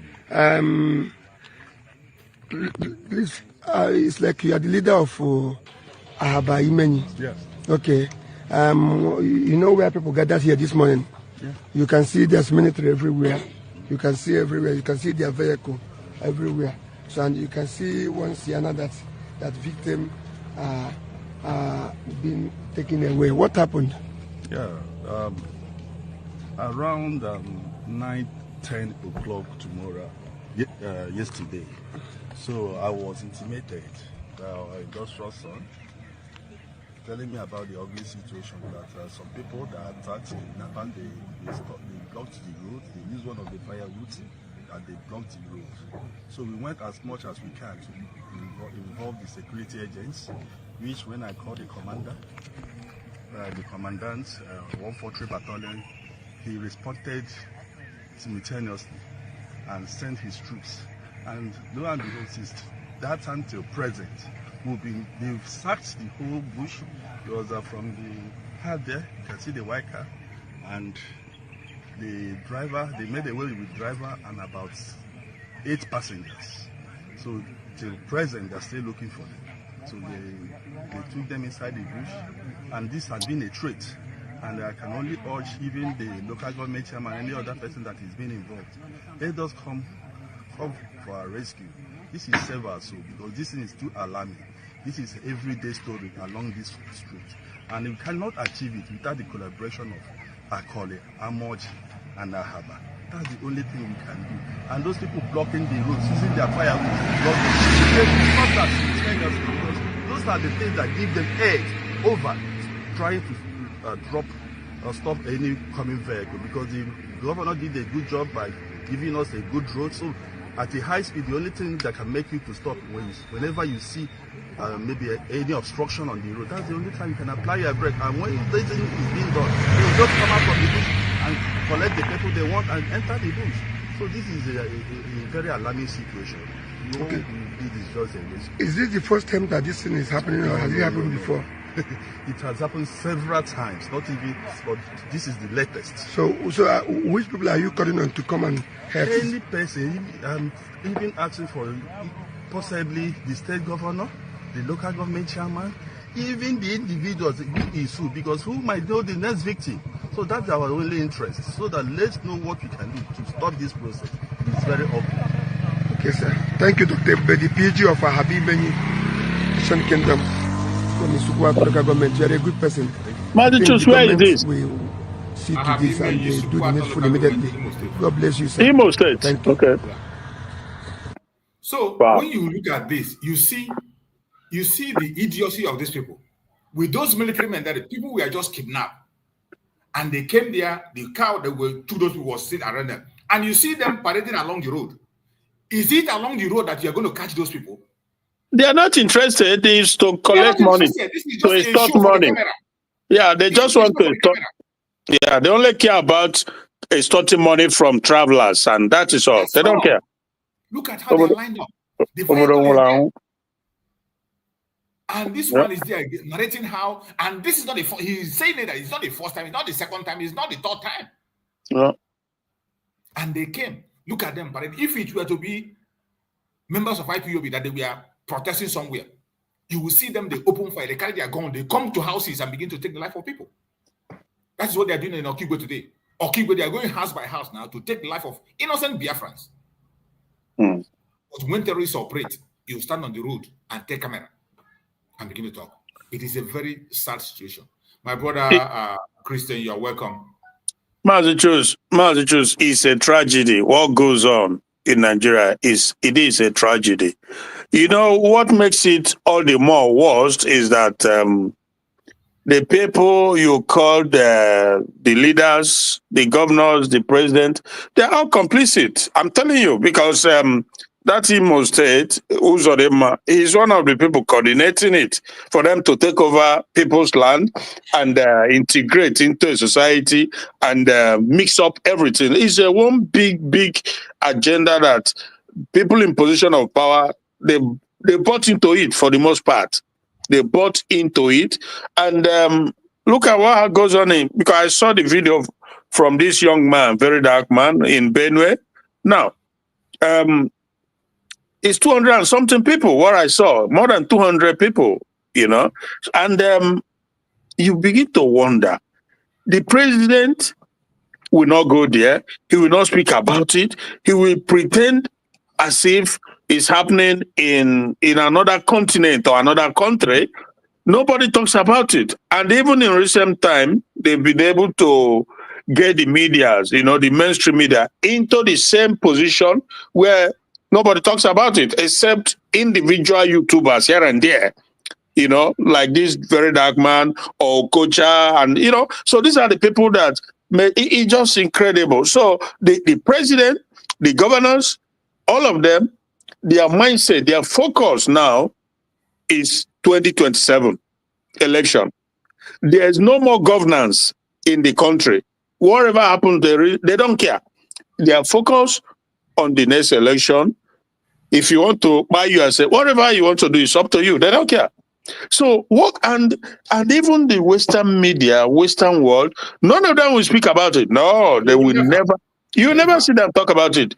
In one day, they came in, massacre more than 200 people. Even Iran and Israel that is at war, they've been in this war now for like maybe 5 or 6 days, thereabout. They've not even 200 has not been, you know. So you begin to wonder. And these are two nations with sophisticated weapons fighting each other, yet they've not even killed 200. Maybe Iran is 100 and something now, Israel maybe 12 or thereabout. For many days of high quality missiles flying all over the place, and these people just come around in one night, slaughter more than 200, and nobody comes around. You will not see the military there. So if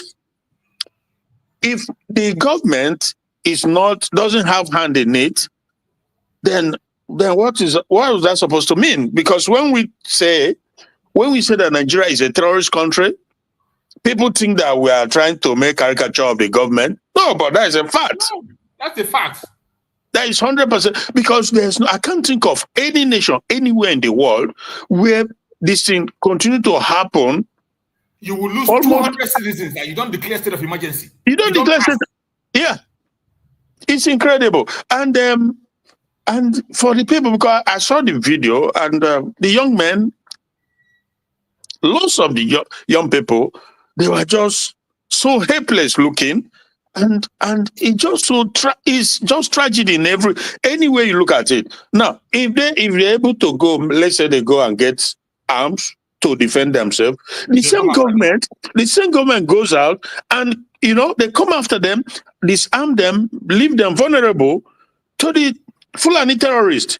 So what other evidence do you need to know that the government has they are the main cop? Oh my God. So, and the people in that country, even though you are not from Middle Belt or whatever, like, why are they not holding the government responsible for this terrorism that the government is carrying out? The government is carrying out daylight terrorism against its people. I've just given 2 instances now. If you arm yourself to defend yourself, which is by law, you know what you're supposed to do, the government comes after you. arrest you, disarm you, and leave you defenseless. So, and you see them, you've just shown a video of the military standing on the road in Imo State, looking for travelers, commuters, to extort money from them. So that is their priority. That is what they care about. Meanwhile, the terrorists are ravaging all over the place, all the states, and it's just sad. It's just really sad.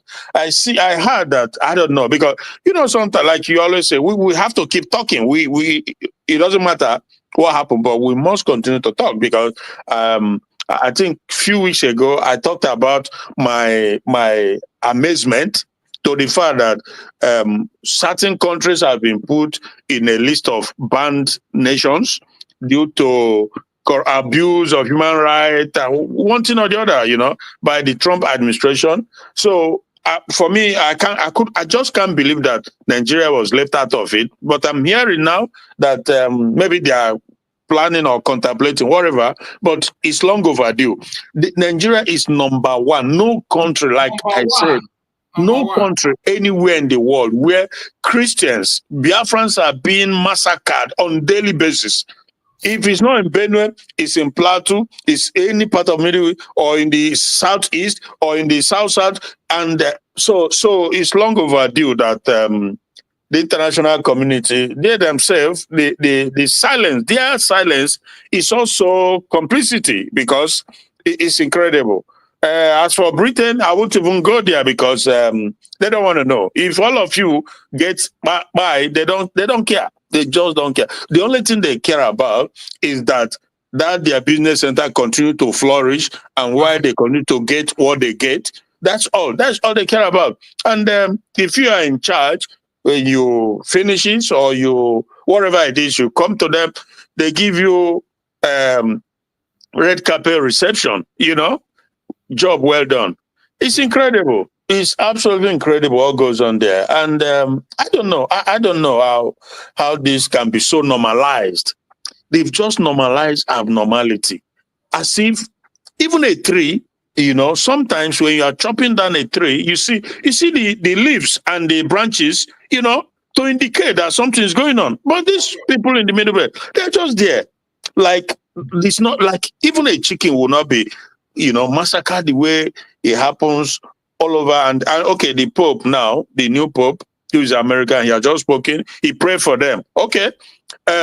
Tomorrow, next tomorrow, it happen again, he pray for them, he continues. What does prayer, what's the meaning of prayer for people who are, it's incredible. Absolutely incredible. It's going to happen again. It's been happening every now and then. So it's not. It's going to happen, or it has happened already. Okay. They never stop. It's going on daily basis. They never stop. Yeah. Only when you didn't hear it, you feel like it's not happening again. They never stop. And those in the north, those sponsors, those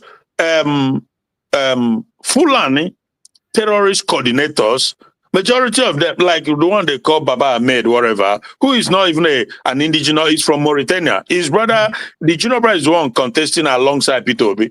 Yeah. Every now and then, they will come out to say that Southerners should protect Northerners in the South, because they, in the North, are protecting Southerners. Can you imagine such craziness? Northerners, Southerners in the North, do they go about ravaging and buying people all over the North? The answer is no. So why are you saying that? Is that some kind of equivalency? Trying to, it's just crazy. They preempt, they know what they are doing, because they are all in support of it.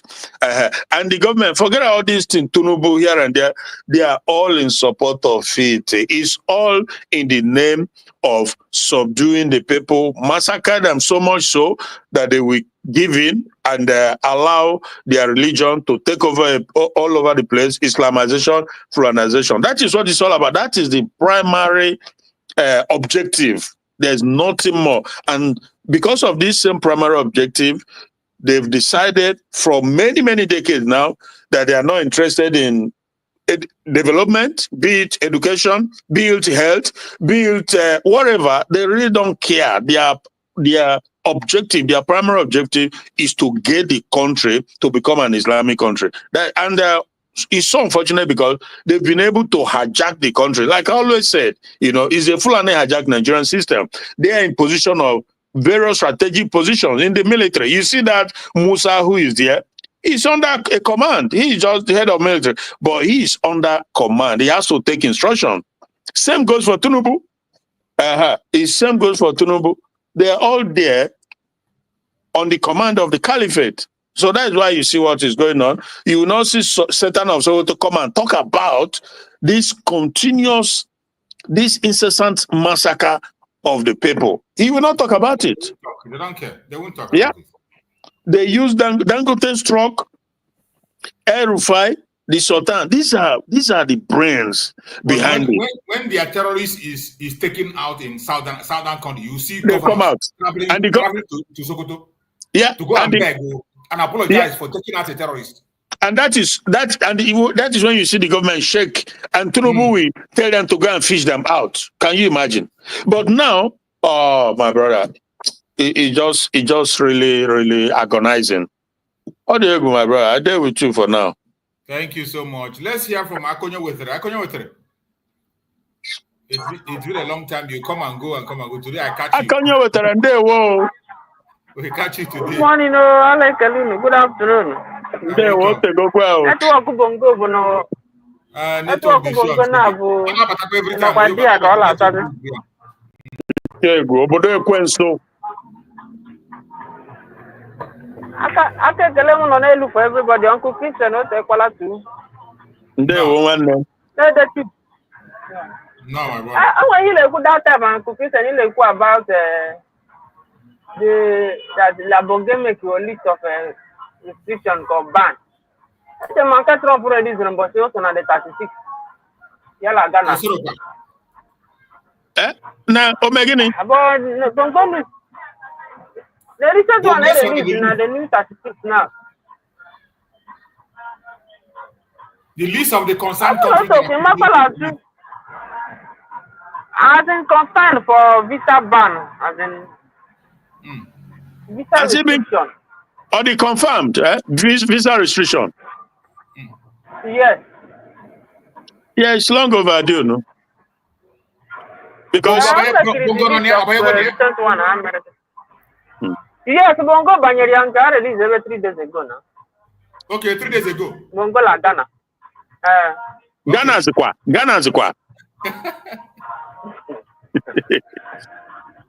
Hey, because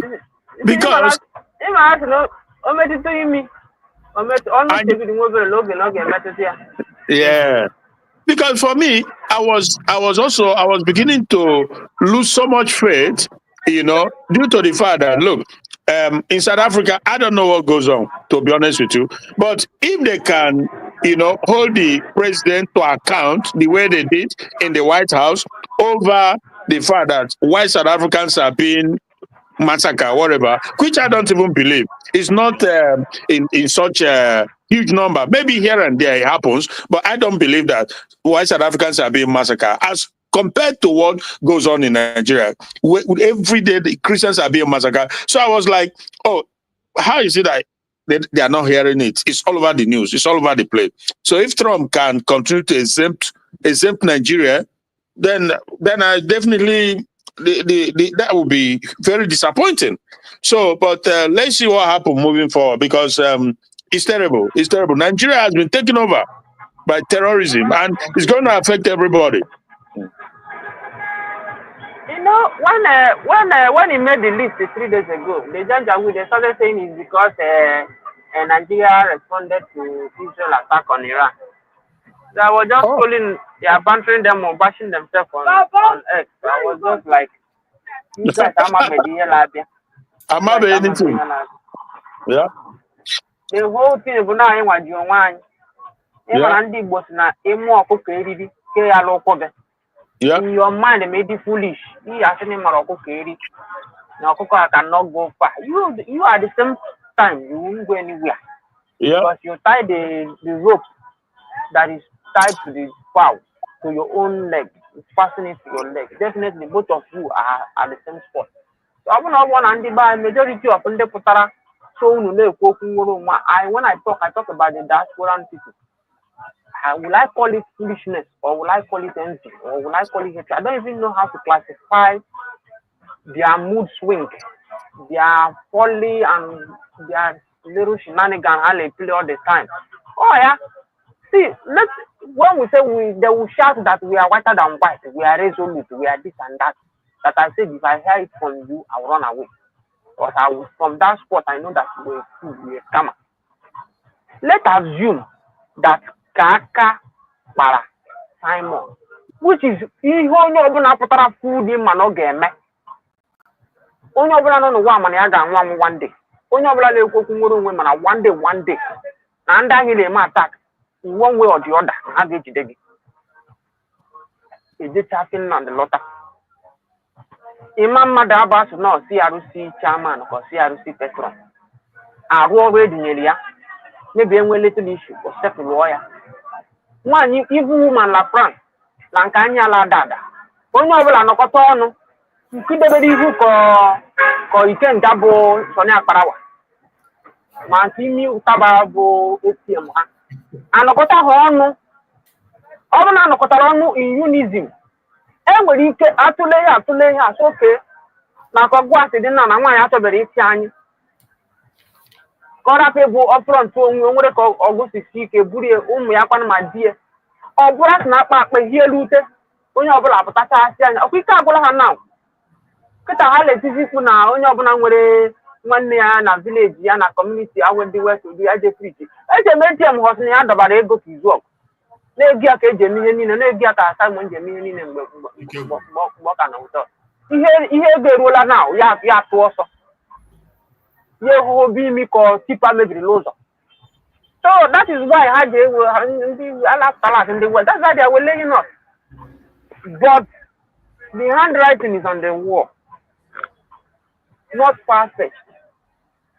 It's been win. You remember maybe last month or last 2 months when we analyzed was it 80 something that I told you that Okocha is now 150. So now news 200 now. Okocha is over 200, maybe 300 plus. Of course, their media will always. Ndị na-agba anyị mgba na-eruo Benue anya. Ifere ile agba anyị mgba asị ofu onye bongo. Anọ m n'iro, anọ m n'emi. That's why ndị emi si ya Igbo. Ile agba anyị mgba in support of bongo. You need the specimen ị ga-eji study ihe dịka ime gị n'ihu from afar. Just were thesis gị, were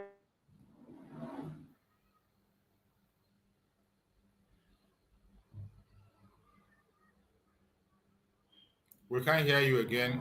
I think your network, check your network. I can't with you. We can't hear you again. Plateau State.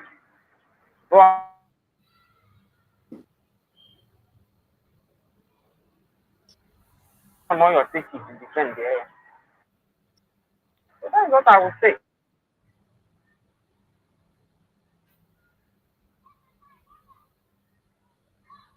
Your network is breaking up. We can't hear you. I can't hear with you. Are you there?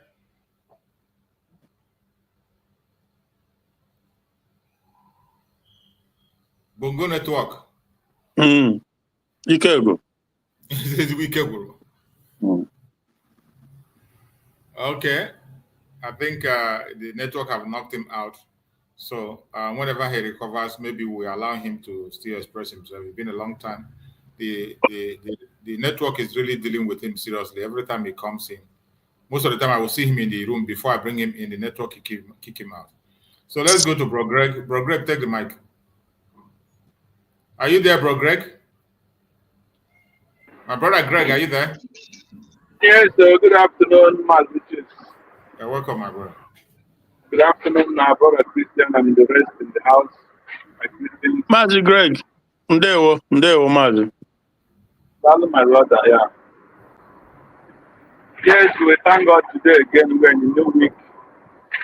My brother Greg, check out Mama Yuku. Okay. Go and conclude before they kick you again. I could be here like that we go. So, ask him only like na nwere onwe ga-esi n'elu dara ya ọra ya nwa anwa gbachapụ ụmụnne ya atụcha ụmụnne ya ọgụ na-eru echi niile ya bụrụ eze kweshe ya je nnọọ jela benue ya jụọ ha afọ mgbe egowe ọnala ndị otu ha gwara ha sị ya nọ ndị Igbo bụ problem ha ịgwa ha la ụbọchị dị taa ha ebebedere akwa o they never cry just beginning Burna Boy you were explain tire they will explain tire so n'isiokwu ụmụnne anyị ịnọ everywhere nọ adị m ekwu ya nọ ka m kparịa gị ma ọ ka ngwa gị na nkasị marụ anyị from our high mountains to come down ndị okwu anụnwa tụgoro n'isi na ịfụtago onwe gị na mwetu obi gị n'isorogo like Onadede Chusi nọ na program now to be honest with you mgbe ọsọ bịa online now ọ ga-ala ewute anyị but o nwere ike ahụ ya a part of his body can feel uncomfortable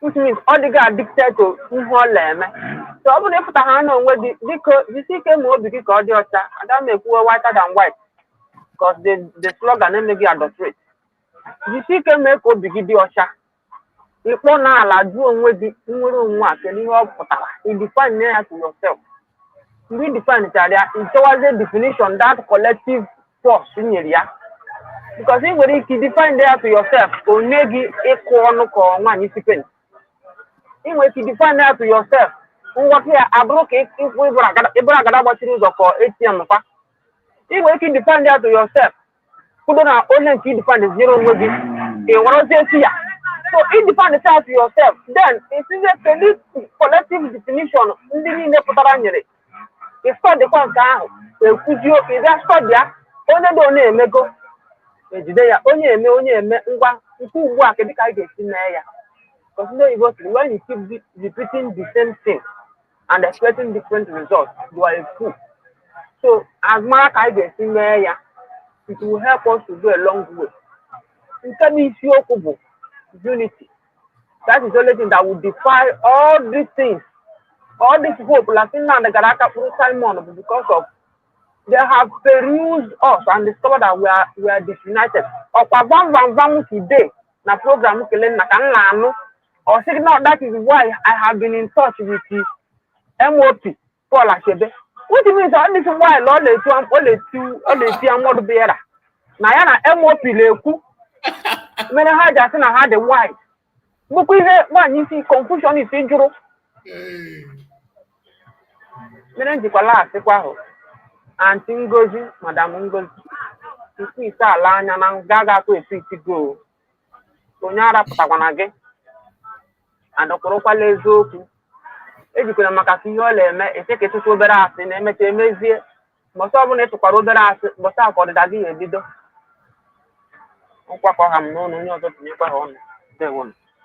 Thank you, my brother. You just said it on spotlight. You just said it. This one now they hear them from my mouth because me, I know they watch their program. I know they follow them. I don't know what they talk. I don't even have time to pay attention to them. So whatever, they should continue what they just like you said. The most important thing is for every one of us to know why we are doing what we are doing. The reason why I have been broadcasting for more than a decade now, every blessed day, is because I am doing it not for anybody to praise me or to follow me or to thank me or to give me anything. It is something that I know that I am part of it. It concerns me. It's about my life, my future, my generation unborn. That is why I don't care. If I wake up tomorrow, I find out that the person that is working with me is talking a different thing. Gradually, I will leave you. I will not fight you. I will not talk about you. I will go on, continue to preach that my message. Freedom of Biafran people. That is the anchor. That is where all of us meet. If you have another tactics to preach your own, go ahead. But that foundation has been laid by Mazen Nanekan, which I keyed it into. Anybody that stands on that foundation and I see that you are truthful and you're going, I go to talk about you.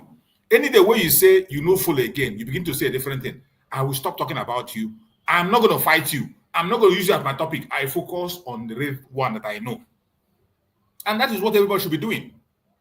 Stop wasting your time analyzing your brother, your sister, or castigating. Since you know he's not doing it well, why don't you focus and do that your own that you feel is nice? Do it. somehow, people will listen to you, and those who have the same mindset will join you. At the end of the day, anybody that was able to succeed and get Biafra for us, all of us will meet in Biafra land. We will face the law. If there's any crime I have committed in the course of the journey, I will face the law. If there's any crime you have committed, you will face the law, and the law will speak loud and clear to every one of us equally. As simple as that. My brother Greg, please take the mic.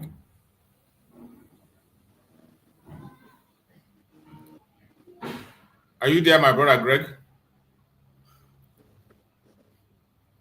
Greg, are you still there? You've gone back to work? Greg is always busy these days. I think he has gone back to work. Bro Christian, you're there?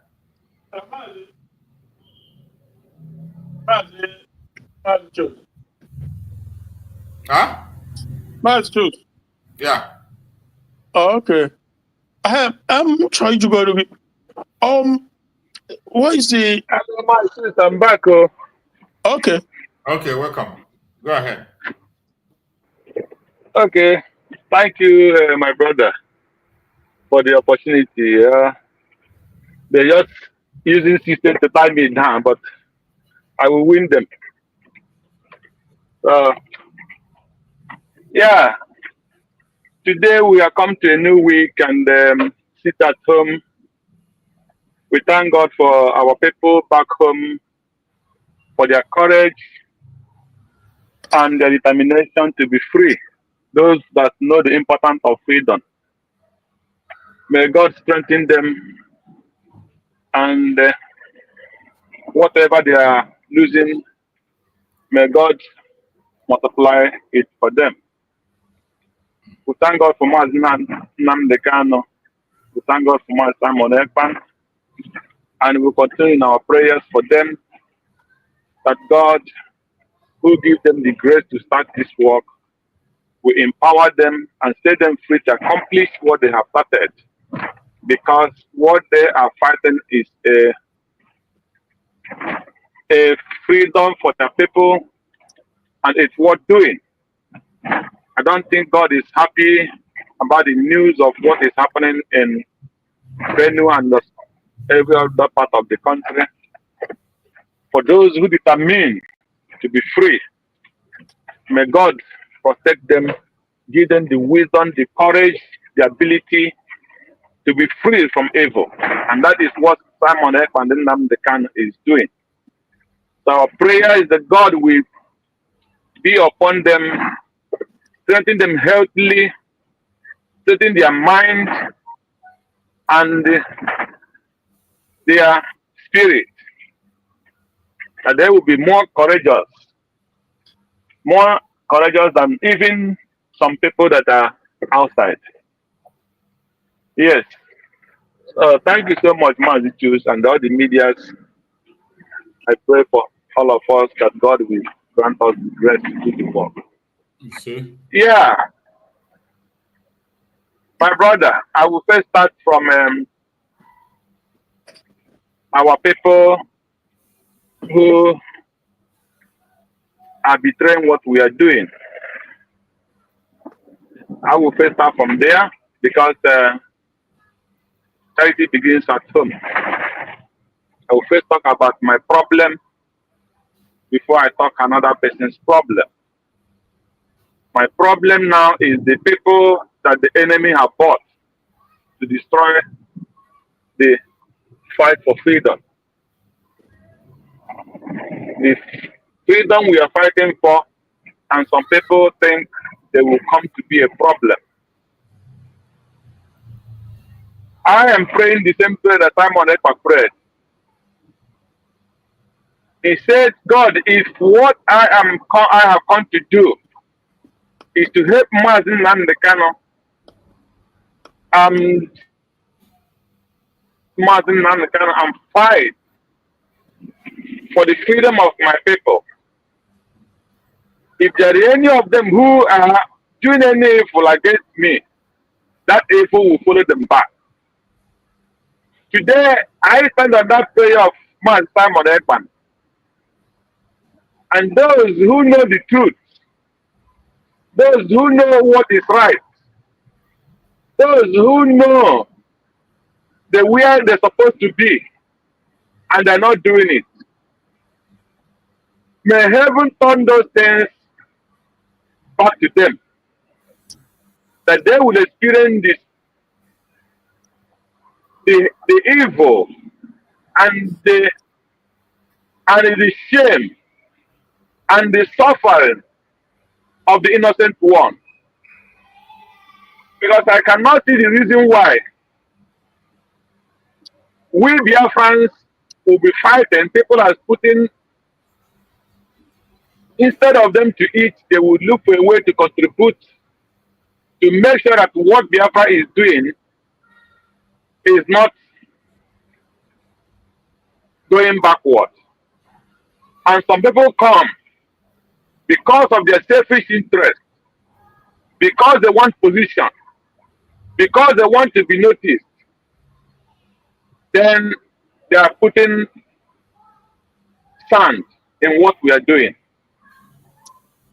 The money people will be contributing now to fight, to feed those people who are living, who are fighting for our cause in the bush, who left their family. I can use the example of our commander, Gentle, that they have gone to kill the brother and carry some of his children and the wife, and he is in the bush. And many of them like that, their houses have been burned,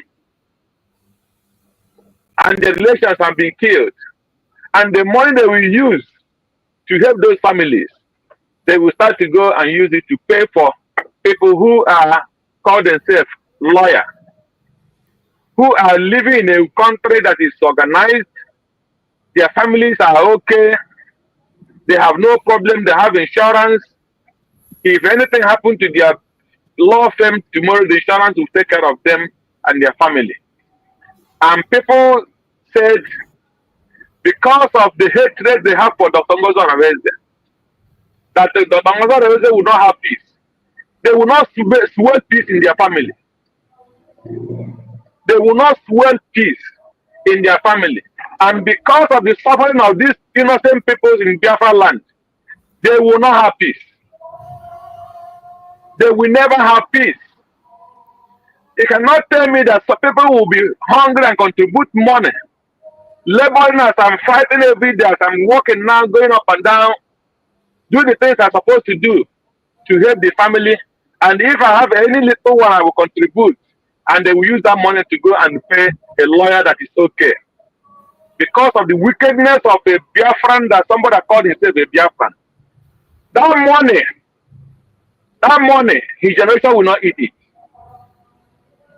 It is time that Biafra will know when people are stepping on their feet, and when people are doing things that can never be accepted in Biafra land. The culture of the Igbo and where I came from, you can never take your brother or your sister to law court. In my town meeting here where I'm living, a lot of people cause us a lot of trouble. We say because of this is our tradition.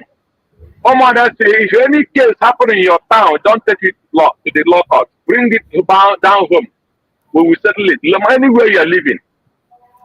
And because of that, we did not take any person to court. And that I believe that is the tradition of most of the Igbo lands. And today, people are taking United States of Biafra to court because of the hatred they have for the Ngozo Areze and Man Simon. It will never be well with them. It will never be well with them.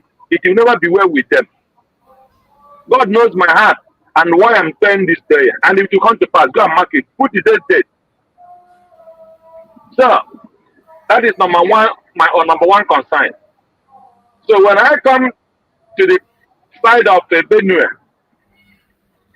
I will not lie to you. I'm not pitying them.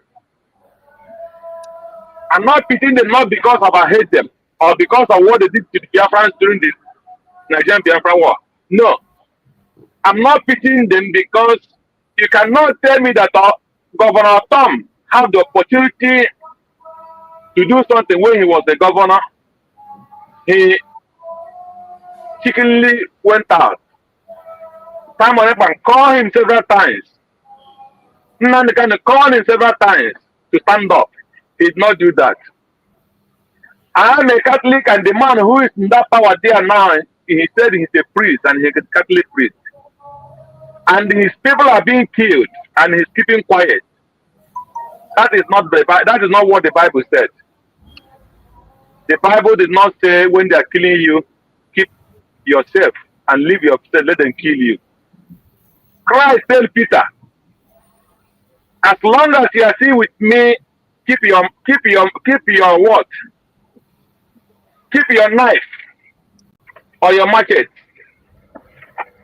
until when I am no more there with you. Go with your machete and with your purse. He cannot go with his machete and with purse when the enemy wants to come and kill him, he will leave himself for him to be killed. So either priest as a governor in the Benue State and all the youth in Benue State allow their people to be slaughtered. That is their own business. I will not pity them because I am not the person who comes there to defend them. If they cannot defend themselves, even as the TJ or whatever, Danzuma tell them to rise and defend yourself. And because they want to be loyal to the Fulani and they are dying in numbers, let them finish all of them. That is their own business. I cannot pity them anymore. That is my message to them. If they want to die, that is their own business. If they want to live, that is their own business. And that is how it will be in any part of the country. Who want to live and who want to fight because he wants to be loyal to the Fulani. Yes. This is a country where they will find people like a chicken. And the president will stay in his comfort zone. And his guys will sit in their comfort zone. And then you expect the military to come and protect you. So which sign is that?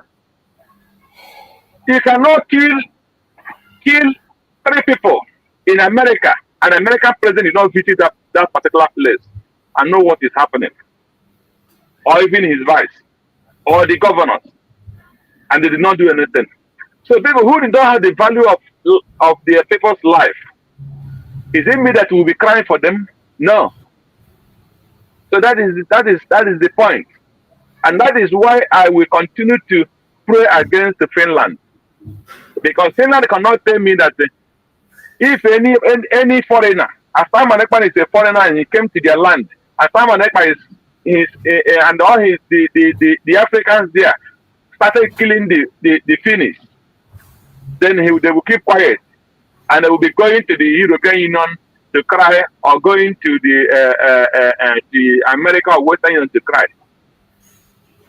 So they are killing innocent people in thousands, and Finland know all those things, and then they go and pick Simon Ekpa and keep him because they knew he's protecting his people.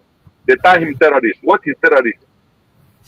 Terrorist is they're killing 200 people, 300 people, and the president of a nation keep quiet. Which kind again will you use? Tell me what you need to know. That president, what do you want again? Which evidence do you want again to know that president is a party of that killing? So my brother, we will continue doing what we are doing. We will not relent until we get where we are going, especially defending our land.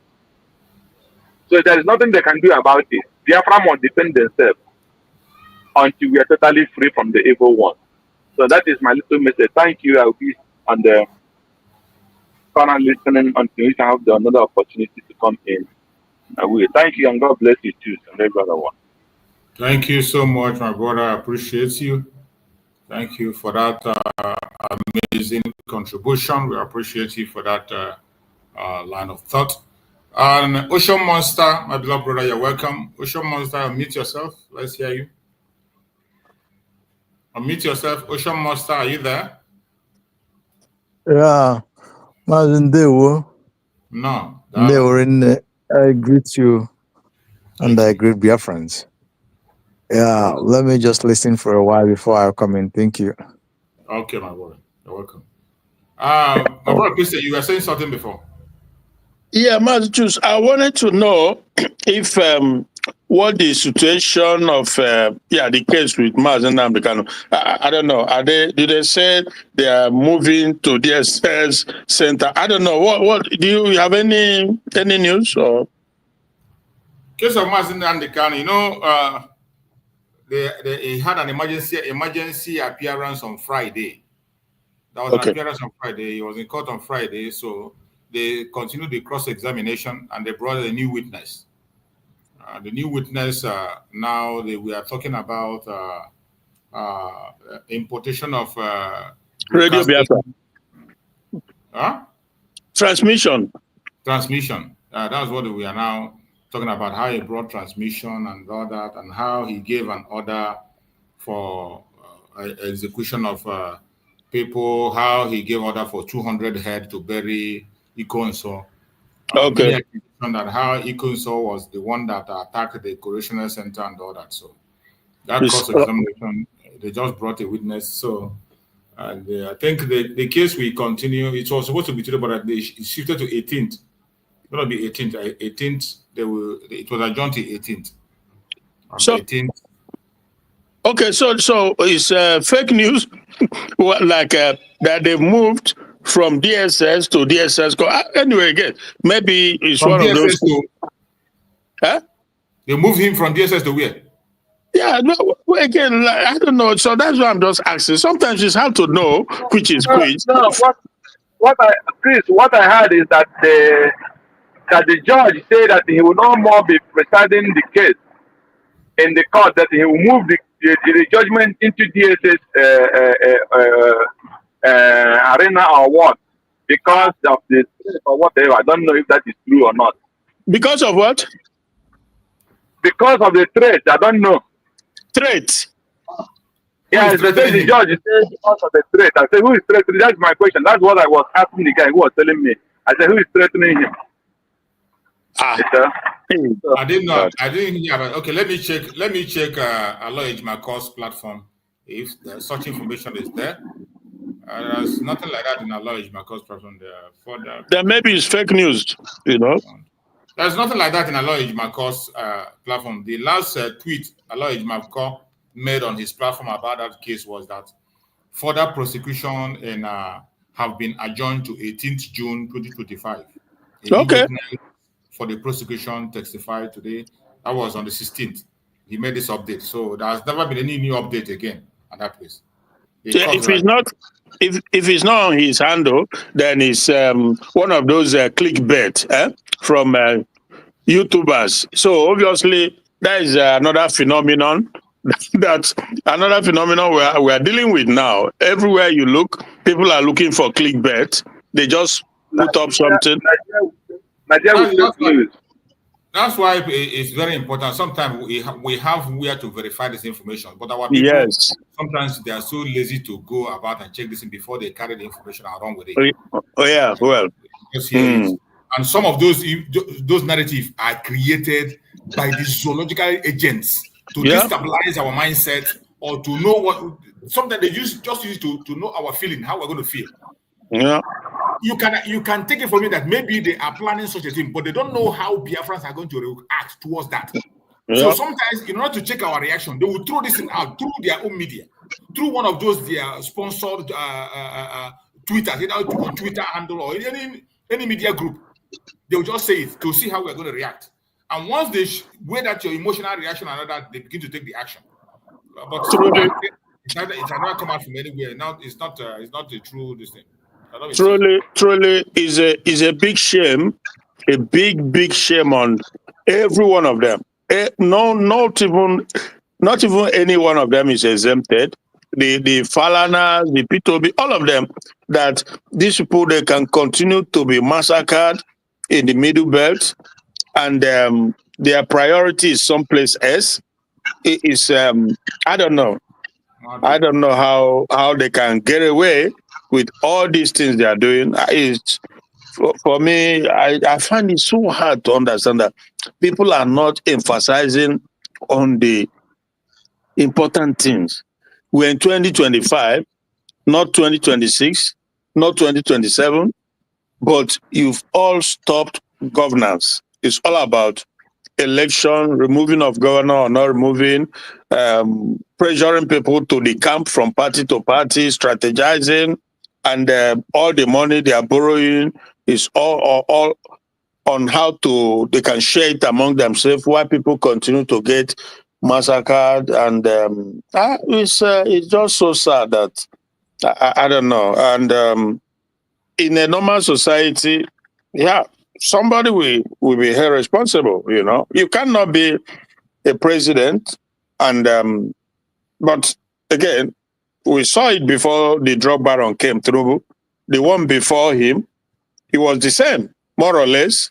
In fact, his own was worse because he is one of the people that created insecurity. There's nothing hidden, and they cannot go and hold whether he's CMO or he's imposter or whatever it is. But I believe there's somebody running around calling himself Buhari as we speak today. So if Nigeria was a normal, serious society, they will go and apprehend him, let him come and explain how is it that he imported these terrorists from the Sahel region that are today massacring every indigenous people in Nigeria. But nobody can do that because they're all, I don't know. Bragre was talking about the new governor in Benue State. I was like, okay, but you don't know the condition in which he became a governor. Who knows? He probably could have sworn to something, you know, maybe because, you know, Utom was there before him, and Utom gave them hell to an extent. Utom gave them hell, and they gave Utom hell because they chased him. One time they wanted to buy him, if you remember, he ran in the bush. He went to a farm or something. So these people are. Utom was facing them face to face. Sometimes he took it. He remember he went ahead to form his own security outfit, and they came after him. Yeah, but the thing is that which can country be this that these Fulanis are so emboldened that they will come after a sitting governor, chased him. He ran with his men, and maybe they buy a few or one, I don't know. But the level of impunity with these Fulanis, they are just untouchable. And the one that, and they also told Utom. So obviously, the one that took over from Utom, like I said, it would have been on the ground of promise that they made him a governor, because if the caliphate, if you don't agree with the caliphate, you will not be the governor. Even if you win the election, they will remove you. Use the same judiciary that is controlled by the caliphate, they use them to remove you. Whether you win or you don't win, they have that much power in the country that is incredible, absolutely incredible. When you see all these our governors, they don't speak. You know, they don't try to defend their people. It's because they are scared. Some of them have an oath with the caliphate, you know, to allow them continue with the agenda. That is the situation. That is where we are. That is where the country is now. But I don't know. Okay, madam, my brother, about you know. Okay.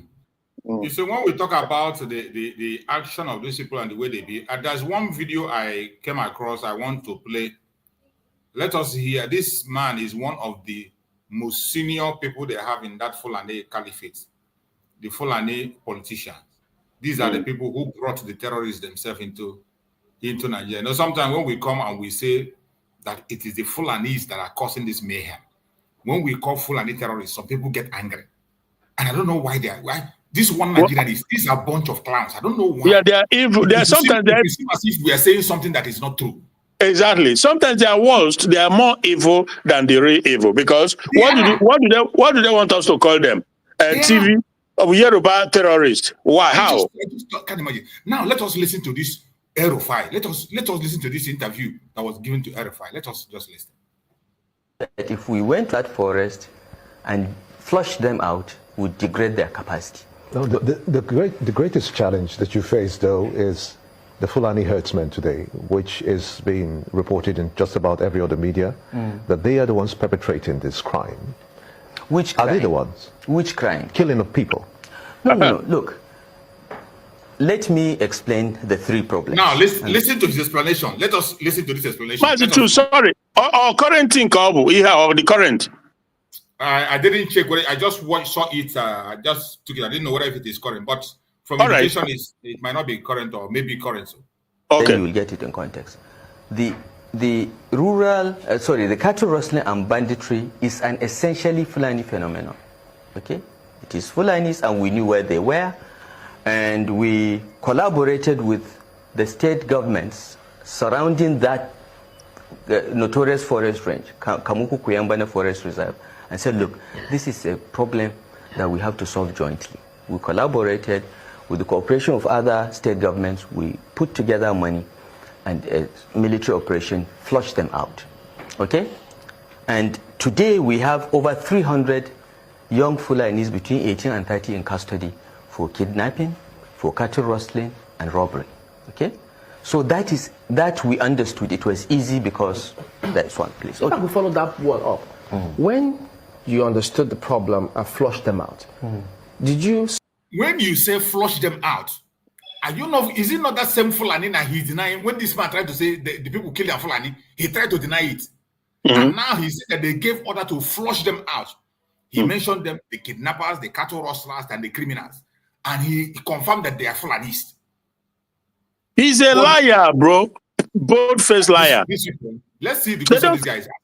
Subsequently find out that perhaps in that process, while they were flushed out, did they get involved in the other crisis which you're about to explain? Maybe they did, okay? I will come to that, because we have, this problem has multiple dimensions, and I will try to cover everything as much as I can. But I'm trying to classify the problems and tell you what we did. Okay, so to a large extent, we degraded cattle rustling. They moved on to kidnapping. Okay, we have addressed that to a large extent. It's more or less sorted in Kaduna. Unfortunately, because of weak law enforcement, there are copycat crimes all over the states now. I'm learning to my dismay that even in Lagos now you have cases of kidnapping, but this is what we did. Now, the second problem of the urban gangs we addressed, because the police and the SSS knew who these gangs were. It was just the capacity to bring them to justice that was lacking, and that was done. So to a large extent, we solved that. It still breaks out once in a while, because drug addiction is a big problem, but that was sorted. There is one thing this man said here. He said they caught them, but the problem was the capacity to bring them to justice. What does that mean? That the government lacked the capacity to bring the Fulanis to justice. Yeah. Can you imagine somebody saying that in the national TV? Mazitu survivor. They came together, everyone was coming, but they lack the capacity to bring this to justice. Yeah. The governor said it. He just open his mouth and say whatever. They don't care. They lie to you. Whether you believe. Clarify the Christian. Okay, go. Move what the thing to the prosecuting lawyer. The judge is Nayaga, they may expect the transmitter at their office. Because I have a number of the transmitter, no cutlass. The lawyer, the judge is their office now, at DSS office. That would mean about the transmitter has an agitated. Okay. Because I have to disseminate this in my hand with the compassion, what and can, what they can. Work with 200 men, and I see I go see the evidence of the yes, or whatever procession, protest. Oh, yeah, no, you are entering the ESN and days the city with system man. I can say I'm clarify the chief to yes. Oh, email. That is good clarification. But when people are reporting that, they tell you that they say they want to carry the case to DSS. Yes. Yeah. Massachusetts. We can in open in akonyo with igwe number I no You can send the tell me because come chole ego ife no come chole data mobile. Okay, it is well. Akonye, send me a message. Ocean Monster, go ahead. Ocean Monster, you wanted to say something?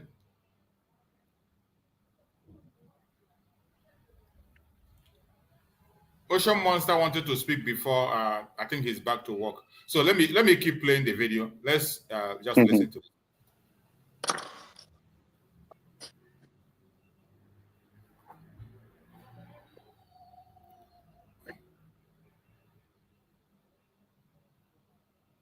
But that was sorted. The Southern Kaduna was more difficult because we didn't understand it.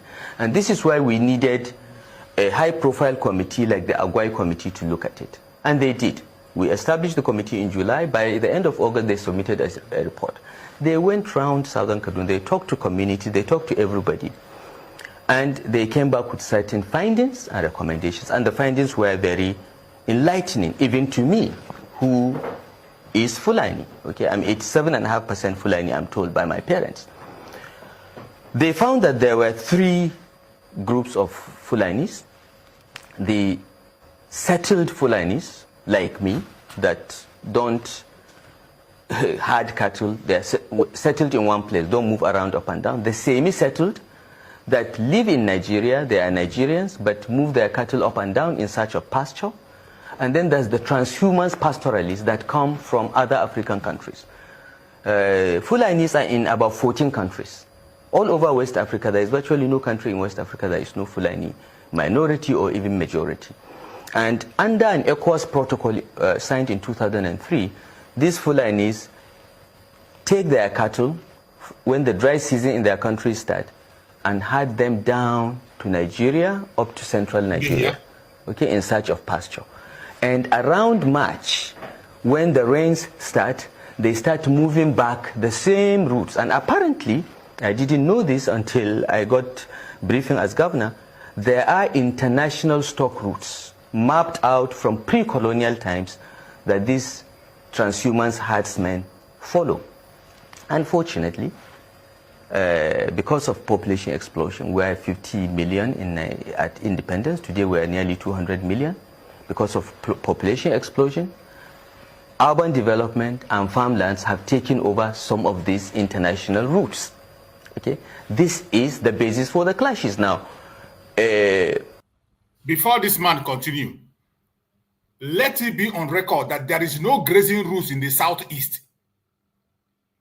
The old southeastern region, this grazing route they are talking about, does not extend to the old southeastern region. The ECOWAS grazing route this man, idiot, is talking about is in the north alone. So what are they looking for in the southeastern region? Yeah. What brought them? You know, when they want to explain this thing, they just carve out something and use it to cover up everything. There is no grazing route in the old southeastern region. There is no grazing route in Biafra land.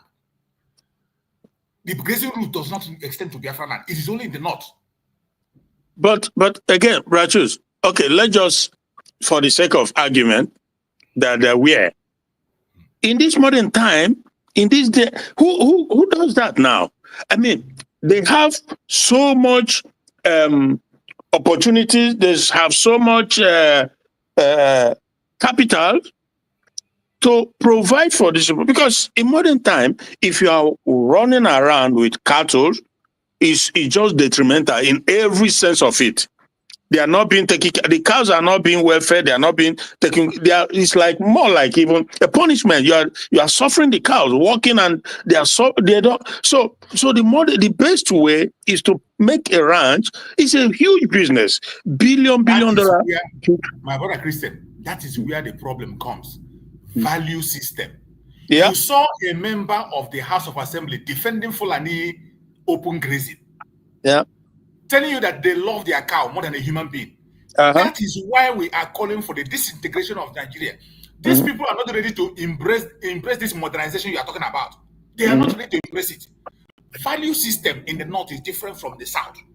This is why the whole world should come together and allow them to continue their open grazing that is in their land, not in our side. Yeah. They're not part of it. This Rufai, he has stolen so much money. He's so rich, unbelievably rich, that he can almost single-handedly build a cattle ranch or ranch, whatever, because they have vast land lying shallow.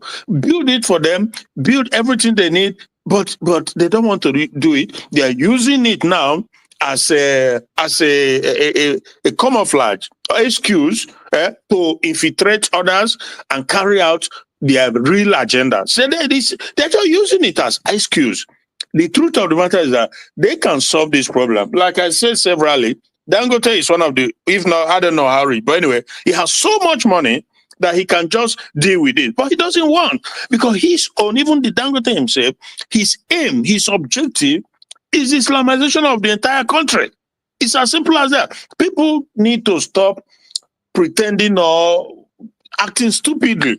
That is the agenda, is to use every avenue, every excuse in the book to penetrate, so that we know this thing, bro. These people are just like, you remember that chamber, there's a guy sitting down there, a journalist, I think I don't know where he's from, Chamberlain. He was the one that interviewed Bala Mohammed, the former governor of either one of these. State. Yeah, exactly. So he was the one who asked him, when Bala Mohammed was telling that under Buhari that they have a program to integrate or to resettle the entire Marudin Fulanis in the Sahel in Nigeria.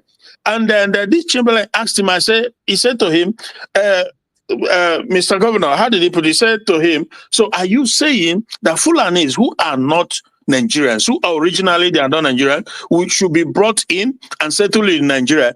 But I'm going to say, yeah, that is the program. This was like 6 years ago or even more, right? And today we are seeing the effect of all that. That is what everybody is living today. These people were brought in with arms and everything, and they did everything they did, including integrating them, mixing them up with the ISWAP, with the Boko Haram, with the arms, all the terrorists, and they are now wreaking havoc all over the country. And nobody, it's incredible. Let's go on. A herdsman in Guinea, for instance, thinks that he can follow this route, and as he's following the route, he meets a farm, and his cattle destroys part of the farm, and the farmer... in any situation, have you gotten reports, intelligence reports, that perhaps the farmers also took the cows of the herdsmen? No, we have no such reports. But what often happens, that when damage to a farm occurs, in those days, the Fulani would leave behind a small calf as compensation. So, you know, what I'm trying to say that in the past, there used to be a framework to settle these things, okay? But that framework has more or less collapsed. So, when we understood this, so Agwai Committee identified this and said, and they also found that some of what we're seeing in southern Kaduna were reprisal killings for what happened in 2011. Because in 2011, as the herdsmen were moving their cattle back to their countries or to their locations in various parts of northern Nigeria, the post-election violence took place in April. And many of them were trapped. They just happened to be there. And they were killed. Cattle, their livestock lost, and so on. And so some of them were coming back to do reprisal killings. Most of the Fulanis within Nigeria filed claims, okay, because there was the Lemu Commission of Inquiry that looked at this problem and made recommendation that federal government should pay compensation to those that lost cattle. Pardon me, but where did this happen? Where were they trapped? They were trapped mostly around Zonkwa in Zangwa Katab local government, Kaura, and Jema'a. Okay? These were all in southern Kaduna? Yes, these are in southern Kaduna. And this happened to be also the areas where we have these problems today. Okay? There are 8 local governments in southern Kaduna. Only 3 or 4 have this problem. Okay, and this is where mostly the killings in 2011 took place. Now, after the Lemu Commission made recommendations, and the Judicial Commission of Inquiry set up by Kaduna State also made similar findings, compensation was offered to those that were killed, displaced, and so on, and some of the federal government provided the money, and compensation was paid. But of course, those that are in Guinea, in Mali, in Niger, cannot claim any compensation. They didn't even appear before the Commission of Inquiry. These are the people coming back to carry out reprisal killings. We'll come back and take a look at it from that perspective and find out what you also did to solve this problem. Do join us again.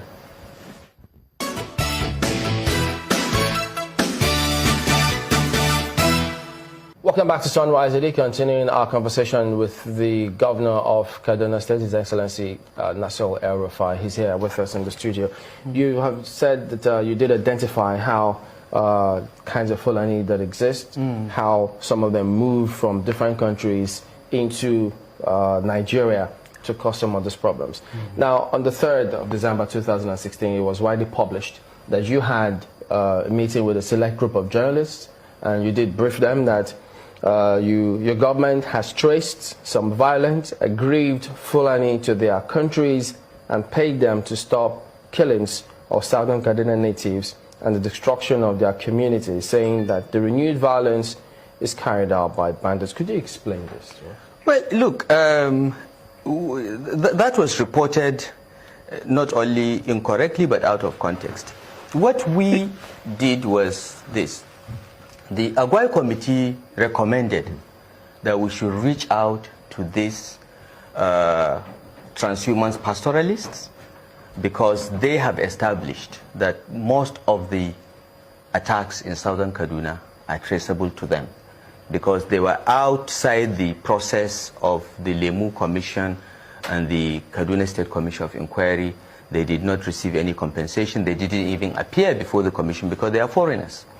And one of the members of the Agwai Committee fortuitously was part of a team that the late governor of Kaduna State, Patrick Yakowa, was sending to reach out to these people. Apparently, Yakowa also stumbled onto this information and realized that he had to reach out to these transhumance pastoralists from other countries. And that process was going on. If you look at Yakowa's tenure, in 2011 there were attacks. But he started this outreach, and throughout 2012, until he died, there were no attacks as such. Okay? So one of the members of the committee mentioned this, and it was in the Agwai recommendation to reach out to these people through NGOs, civil society organizations, and so on. So we reassembled the team and said, go out and talk to them. Tell them that this has to stop. Tell them that we are willing to offer compensation for lost lives, for lost livestock, but it is senseless to keep killing people because you feel that you've been offended. So did they respond to you? Yes. Pardon? Did they respond to you personally? They did. We sent a team and they went round, and by the time they made 3 or 4 such groups, the killing stopped. So between August, if you... So I hope everyone captured what this man just said here. You know, when we come online and we say Nigerian government is sponsoring terrorism directly and indirectly, it is not a blackmail, not a propaganda. From this man that is speaking here, every one of you know him, El-Rufai, one of the people that are in charge in the northern part of Nigeria, one of the people that are at the top in Nigerian government. You can see him explaining clearly that they know the people that are perpetrating the atrocities you are seeing today. The people that are carrying guns across the whole country, trying to take over the land, they know them. He knows them. They have gone to them to pay money to them. They have talked to them in certain occasions. They have gone and paid to compensate to them. But how do you think you can continue? It's just like when the US tell you that they don't negotiate with the terrorists. They don't. These people don't repent. This is the same thing that happened when you say you say repentant Boko Haram. They have repented. Then you take them and put them into your military and give them that arms to go to the southeast and begin to take lives. This is why we are saying that we don't want to be part of this Zoological Republic. Judging from what this man have explained, federal government of Nigeria knows the people that are perpetrating this atrocity. The people that took the life of more than 200 people in Benue, they know them. Yeah. They know where they come from. They know where they stay. The government of Nigeria know the people that are kidnapping students, children. They know them where they are. But what do? They go and pay them compensation. Yeah. They go and take them to come and join their military. They go and tell them to come and contest for election. They take them and put them as vice president. And they think by doing that, you will calm them down. Wash a pig, bath a pig will remain a pig. Yeah. You see why the destructive diversity in Nigeria is irredeemable. Nigeria wants to be disintegrated. Create country among people that have the same value system. This Janjaweed Caliphate, they love their cow more than anything. They love their religion. We don't have a problem with that. They want to create a caliphate. There is nothing wrong in creating a caliphate. But keep it to yourself. Force people to join you. Do it among yourself and deal with it. That is why we are calling that this thing must end. This is why we have been sitting at home for more than 5 years now, demanding for the unconditional release of Mazen Nnamdi Kanu, telling the world that we are no longer part of this Zoological Republic. They have lost legitimacy in our territory. I saw a video yesterday. Past 5 years now, we are conducting self-referendum every Monday. And there is no place in the world where a group will be sitting at home every Monday for years and the world is not outraged and talking about it. Only in Africa, because it is Biafra. Massachusetts, yesterday, I saw a video on this Kocha Guy's platform. And in this video, the military and the terrorist, there's a particular one that said that he has been declared wanted or something, you know. So they gathered, they had this meeting with the military, and the terrorists told the military that, look, that you people want us to stop the terrorism. You want us to stop terrorizing people. That is not going to happen. We won't stop, they said. They told the military that it won't stop, including the one that is wanted, came there with his arm and everything. And at the end of it, the military, they just let them walk away. Freely, they just walk away like that. Yesterday, if I lay a hand on it, I'll try and send it to you. It was yesterday I saw it. So you ask yourself, what is the meaning of all this?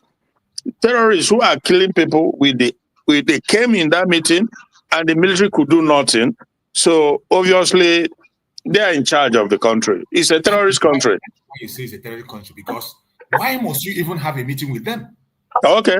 You're discussing. And when they are coming with arms. Yeah. Display their arms. Yeah. What are you discussing? Did you see the video? Have you seen the video, Mazi? I've not seen it. Oh, that was yesterday. I saw it yesterday. You see the audacity of these people when it comes to Nigeria, how they are complicit. Yeah. In any part of the world, even when countries are making negotiation, they send representatives. They don't come themselves to confront the country. They don't come. Yeah. They will send a representative. But in Nigeria, they will come as they are with their own arms to discuss with the government of the day. Abomination. And you want us to... Have you asked yourself why are they still using the old Naira? After getting the 3 years, the money was changed. And MFLM is in prison. Oh. Why? One of the reasons is because of the ransom they collect. One of the reasons. MFLM is still in prison, huh? Of course. Look at what this is in detention. Okay. One of the reasons that money was still in circulation to today is because of the terrorist people. All the ransom they are paying, they cannot change that money because of the whole billions the terrorists collected. If you change that money, the money it will be wasted. That is why you see those money are still in circulation. I'm telling you. So that is one of the reasons. Then another thing again, ask yourself, Why did the honest and the Eastern governors want to kill Martin Namdekan? Just because he said, okay, go and make sure that the second Niger bridge, make sure that the airport is working, make sure that all the seaport in the south is in the Biafra land is working. If you get me all these things and get me restructuring, maybe I will pedal down anything concerning Biafra. Instead for them to go and negotiate and stand on their feet and talk about it, they say, February, the best thing for you is to go and do what? And kill him. So, but this man is proudly standing on national television telling you that he collects billions of naira and go and pay terrorists for them to stop. And they didn't stop. He did not call the military and the army that know where those guys are and say, this is where they are. Go and kill them. Since they say they don't want to stop terrorizing them. But he collected billions of dollars and he paid them for them to stop terrorists. They used it to go and buy more equipment. And they are coming to tell you that the money was paid for them to stop. It was lie. It was pure lie.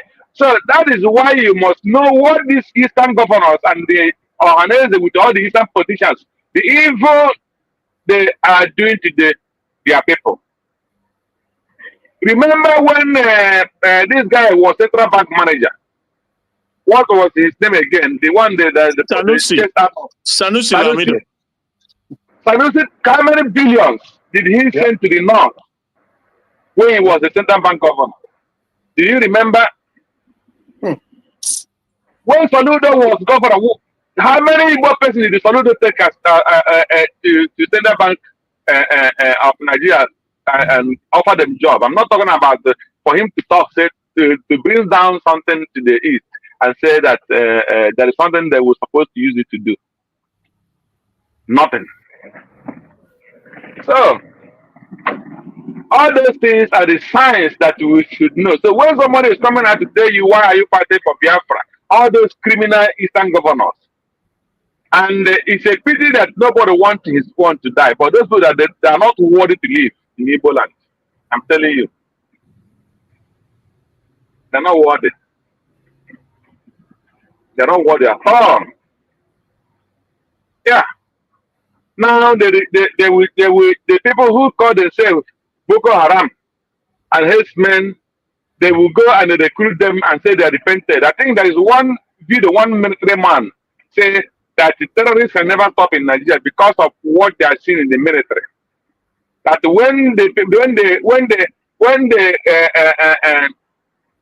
after they will go and pick a number of Boko Haram, and they will bring them into police and army.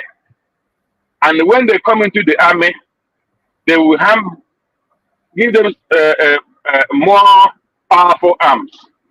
And they will give them more training in the military. And they will use that training and every information they have from the military and the police and the training, and they use it and turn against them. So that anytime you go out with them to do any raid against the terrorists, it cannot work. This is what these people are doing to their people. But Soludo is using his Udoga chair and killing his people. Okay? So my brother, any person that is still having double mind, because ask yourself question.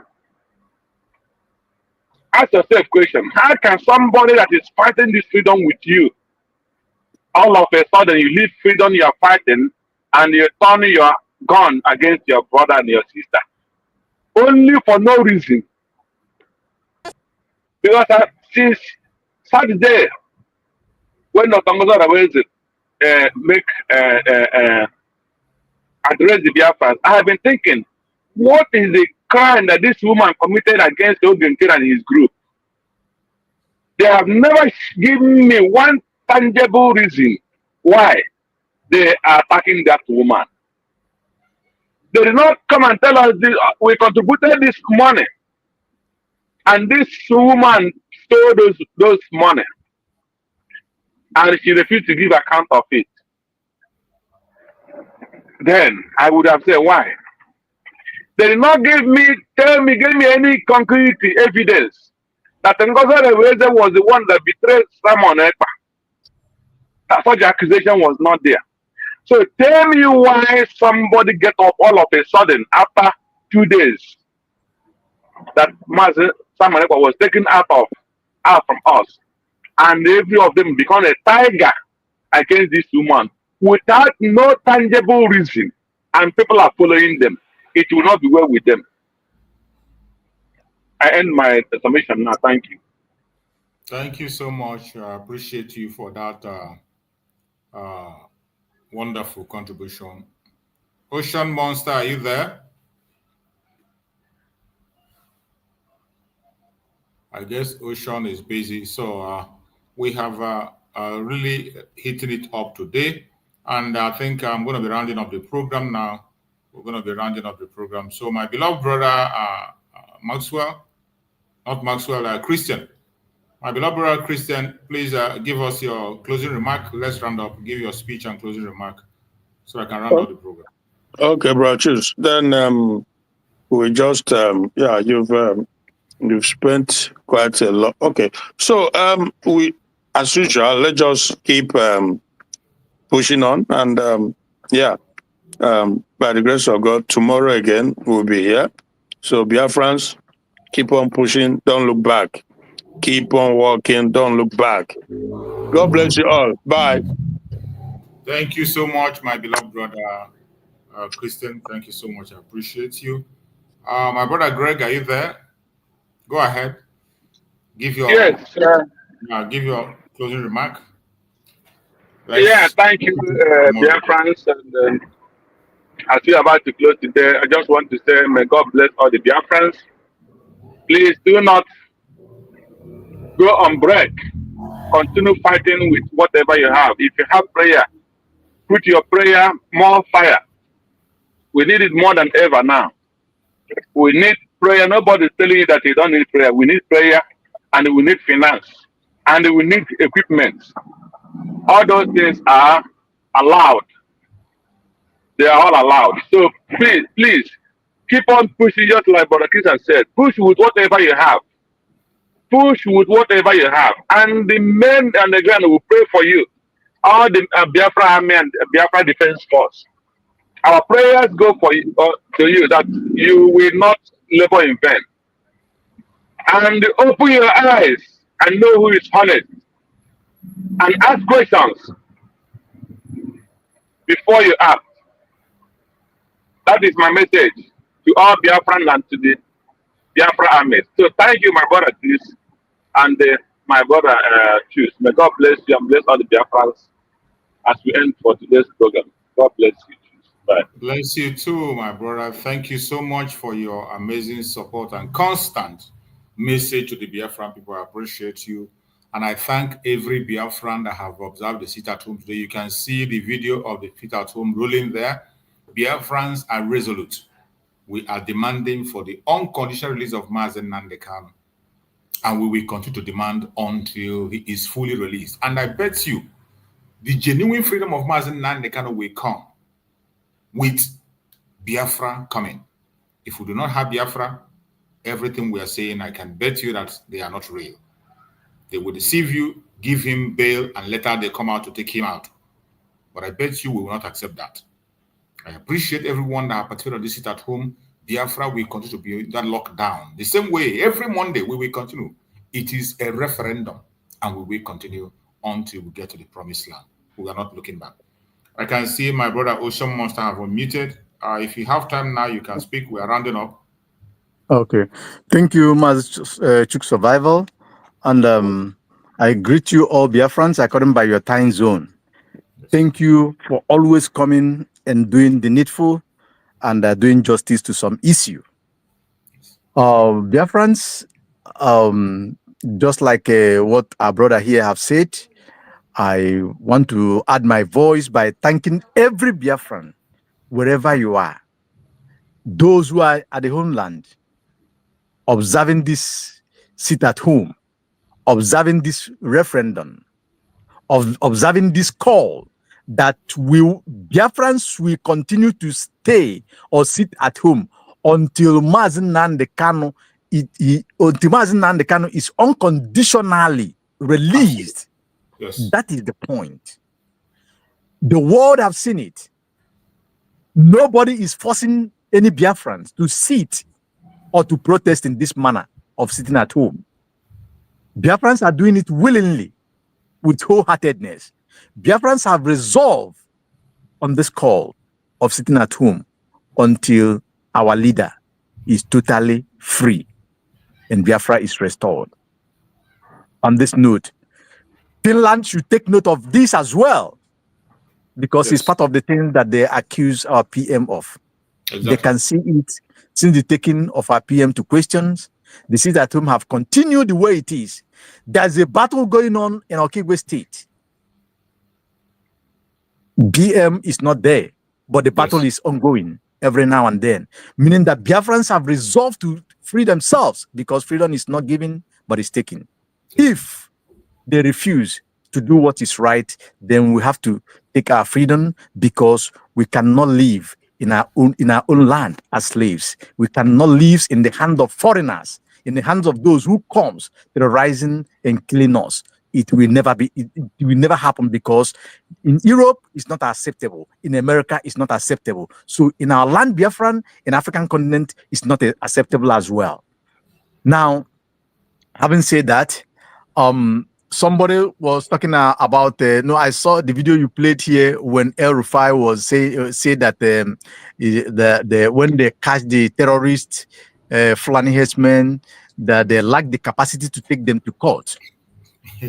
This is what a governor have said, and is not ashamed to say this on television, national television, that they lack the capacity to take the killers, terrorists to court. What does that tells everybody who listens to that message? What a shame. What a shame. How will you explain that? That you, in a country where you have army, you have security, you have every security apparatus, you have justice system, but you can quickly take those who want to defend themselves to court. You don't even take them to court, you kill them instantly without any iota of regret. Yesterday I saw VDM in Benue State, where he was swearing that he didn't know that people are protesting. He just went there to take video of the 107 people was massacred, the ones that have been found there, and the governor could not say anything. And when the Benue citizens blocked the road on protest and went after the terrorists themselves, immediately police surfaced and littered everywhere.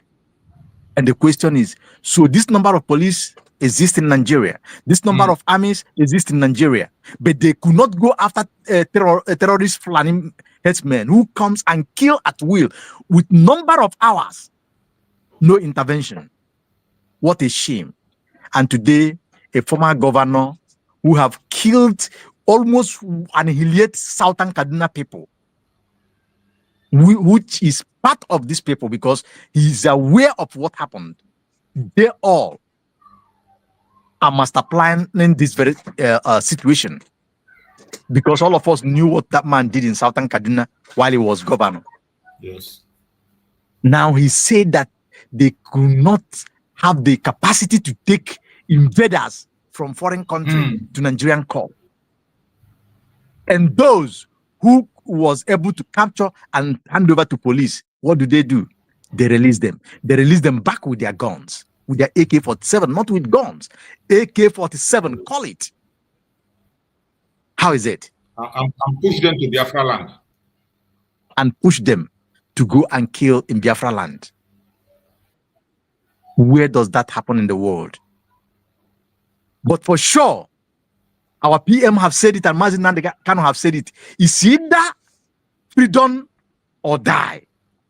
We cannot hand our children this battle over, and they cannot come to take our land, kill our moms, our wives, and our children, and we look them just like that. No, it will not happen. Self-defense is not a crime.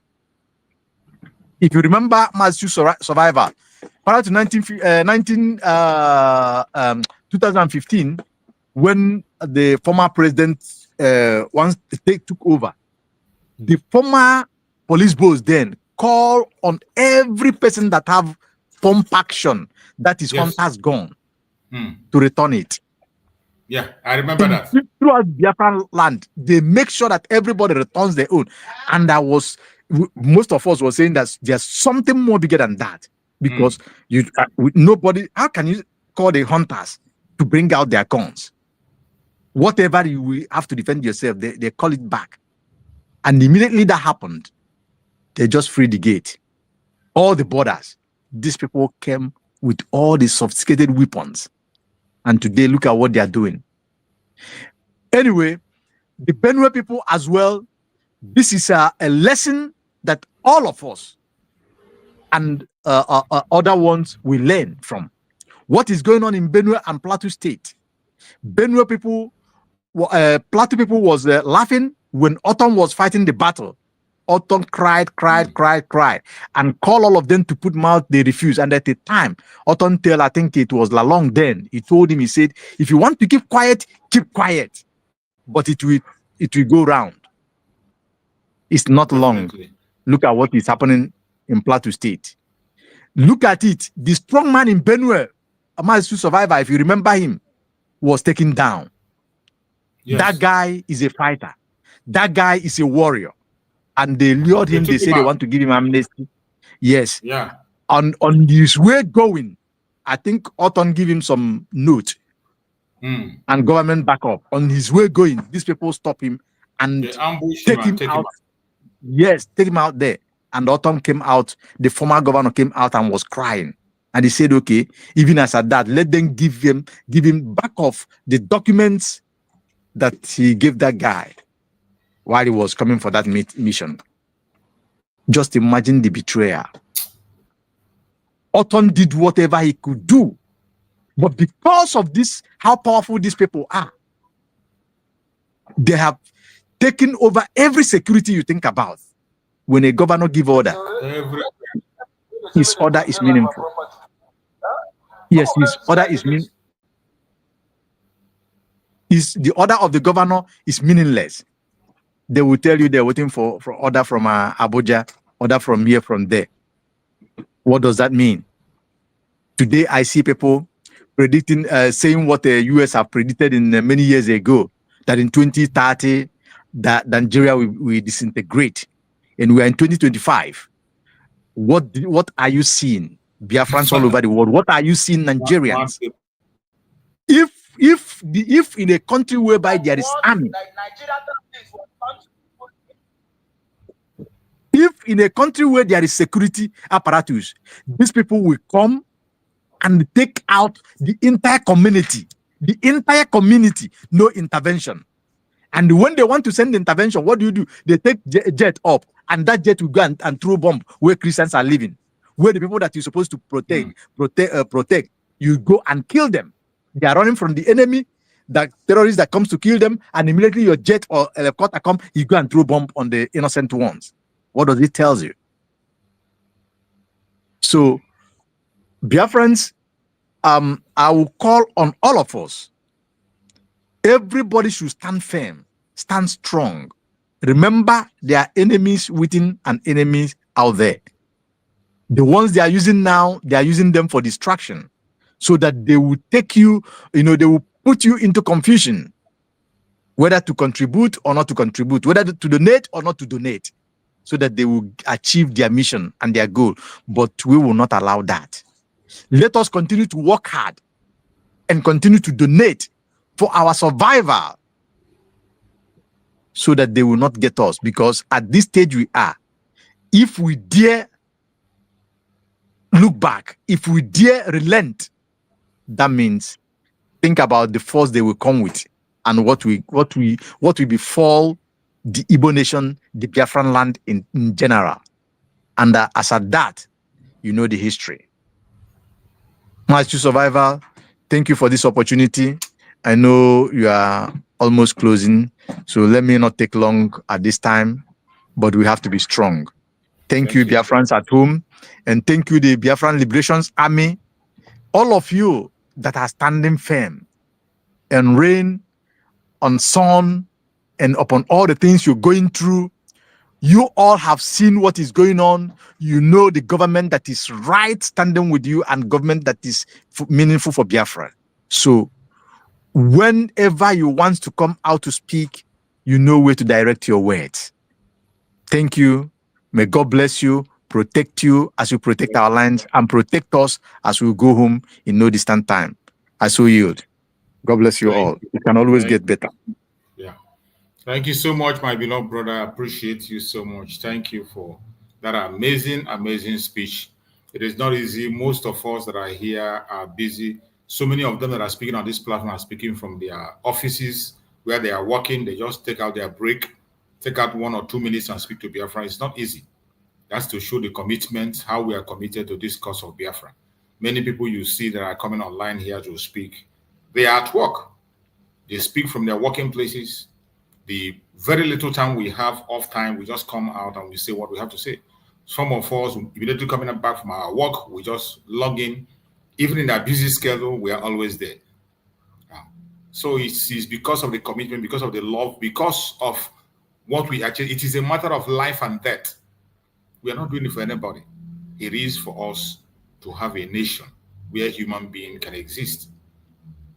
May Chukwu Okike guide and protect every Biafran that have been part of this program today. Those who have participated on this seat at home, wherever you are and you are sitting at home, Chukwu Okike will continue to guide and protect you, provide and bless you. Whatever you have lost today, any business you have lost today because of the seat at home, tomorrow is another day and you are going to get it back in double fold. Do not be discouraged. Do not be frightened. Biafran land will definitely be secured. Nigeria is gone and gone for good. It is gone. There is nothing remaining. If anybody is telling you something remaining somewhere, it is gone. That is why it is important that we protect ourselves. It is very important that we protect ourselves. If we don't, protect ourselves now, it will be very, very bad in time to come. So each time you see us come here and we are calling on Biafran to protect themselves, we are doing it because it is the right thing to do, and it is now. You must support the Liberation Army of Biafra by looking towards the government that is doing the job for you. Make your contribution and make sure you put something in. It is terrible. It is not going to get better. If you think you can, including those ones who are claiming to be one Nigerianist. Some of them, what they are very good at is complain. Every time something happens, they will come and complain. You see their platform, they complain and talk and talk and talk. After talking, no solution. They can't even be bold to talk about solution. And I'm going to play few of them that we got their videos that are complaining about the situation. These are one Nigerianists. But as shameful as it is, some of them, they know that this thing is not going to work. But they continue to pretend because they want to be in the front line. They continue to pretend until when that one Nigeria happened to them directly. Let's listen to these few videos before we end the program.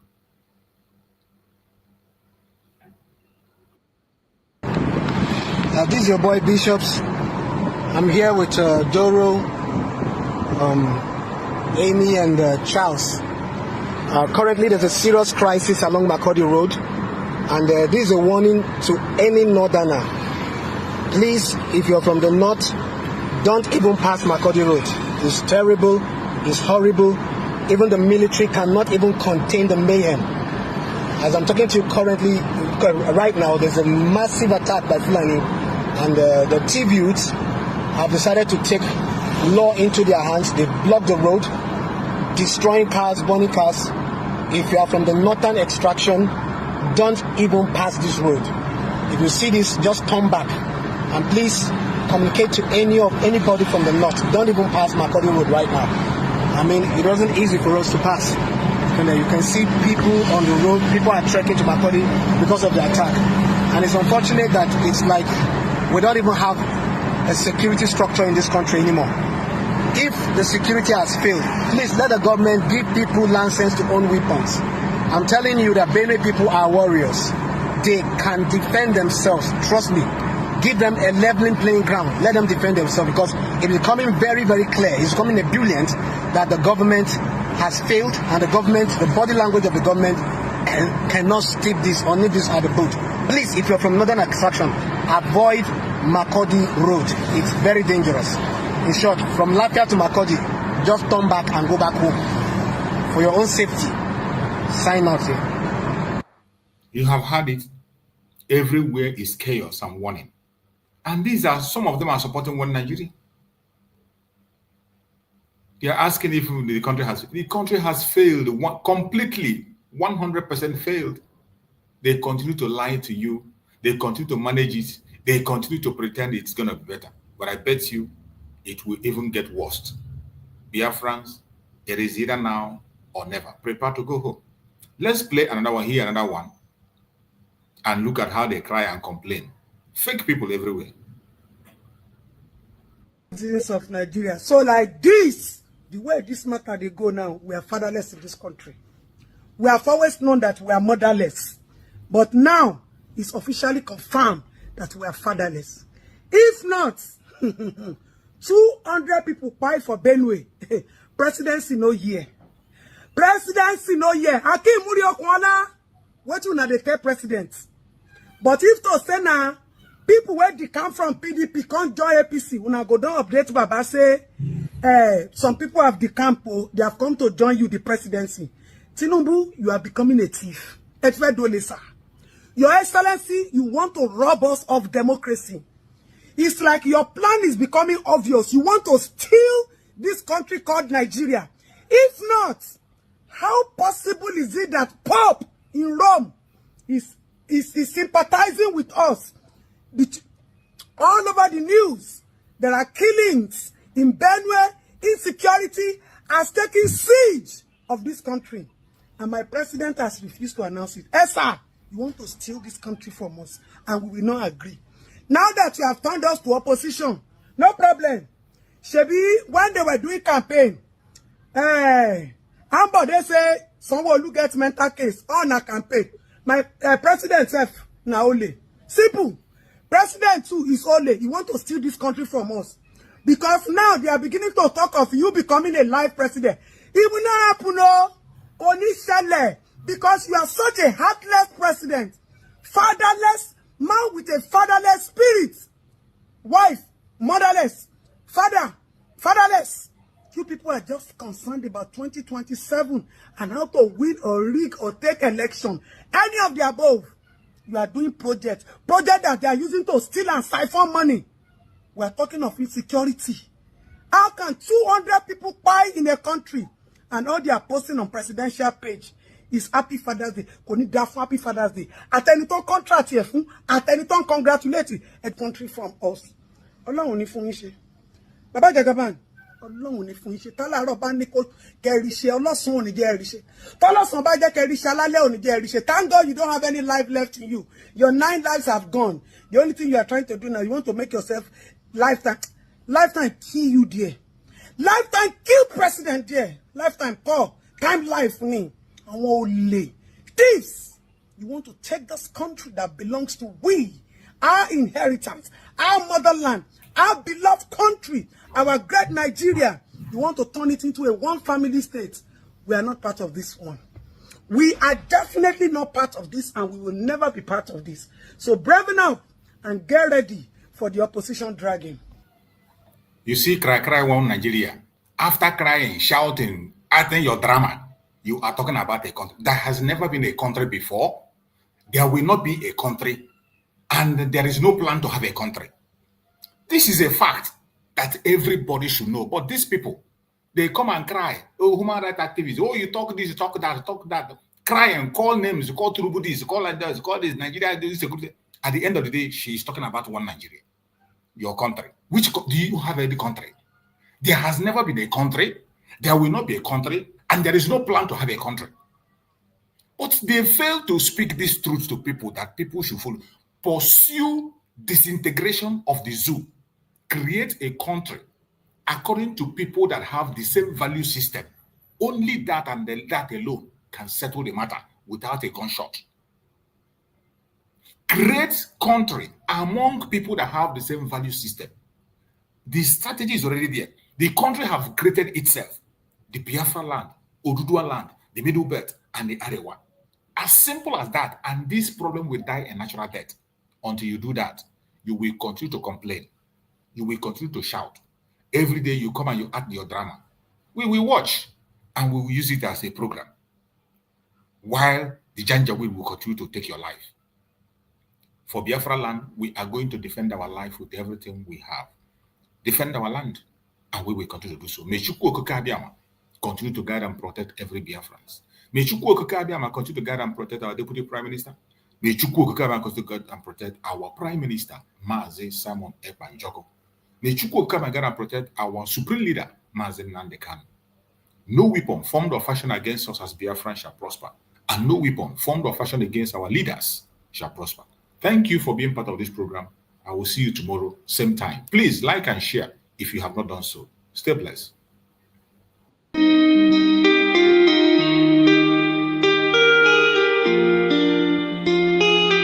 Yeah, my dear, on the beat.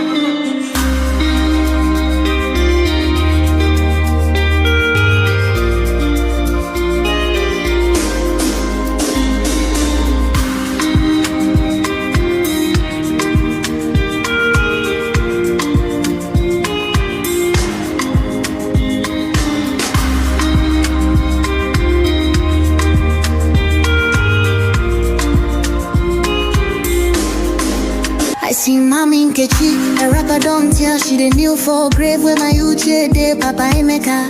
Don't blind from growing, Pekin don't fall, now watch up I'm raw. Me self they shake my hand no feel. Yesterday we laughed, today now dust we more. If we don't stop this night where we they share, tell me who go sing for the ones we know, babe.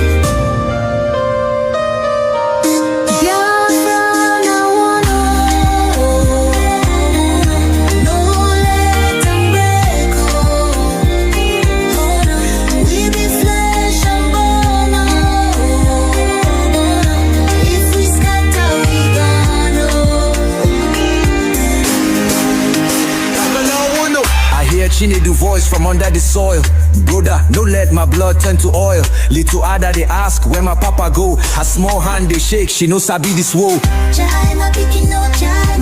I beg, my people see this fire we burn. Now our house they blaze, now our future they turn. We go tell their ghosts we no go fail you. If we hold this love, that death go burn you. No, make we try, yo. Back up in the day. I beg my people see this fire we burn. Now our house they blaze, now our future they turn. We go tell their ghosts, we no go fail you. If we hold this love, that death go burn you. Oh, make we try, oh. Back up joins with a trembling, oh. Hey. If we no join now, our children go so. Plain to see. If you want freedom, take pride in your country. If you want democracy, hold on to your sovereignty. And if you want peace, love your nation.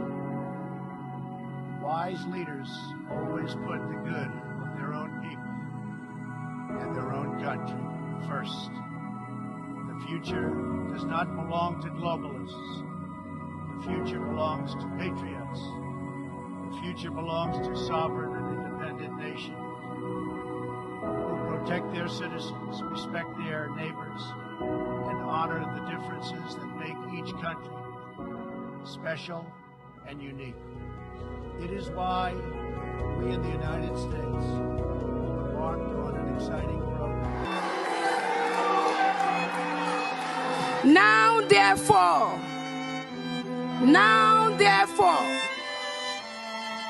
the Prime Minister of Biafra Republic Government in exile, His Excellency Ekpa Simon Njoko, by virtue of the authority and pursuant of the issues and principles recited above, do hereby solemnly proclaim that the territory and region under the 40 confederating states of Biafra, together with her continental shelf and territorial waters, shall henceforth regain her independence and act as an independent sovereign state with the name and title of the United States of Biafra.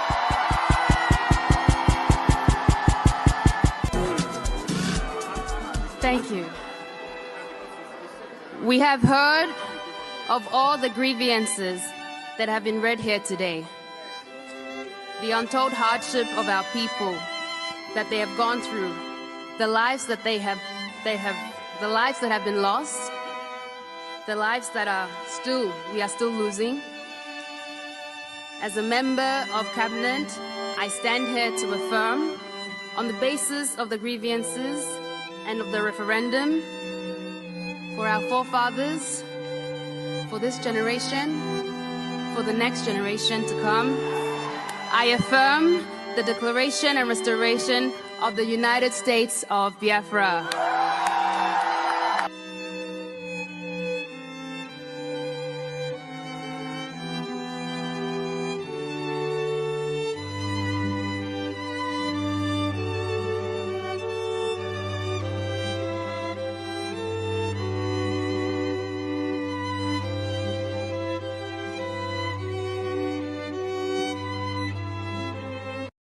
Truth is plain to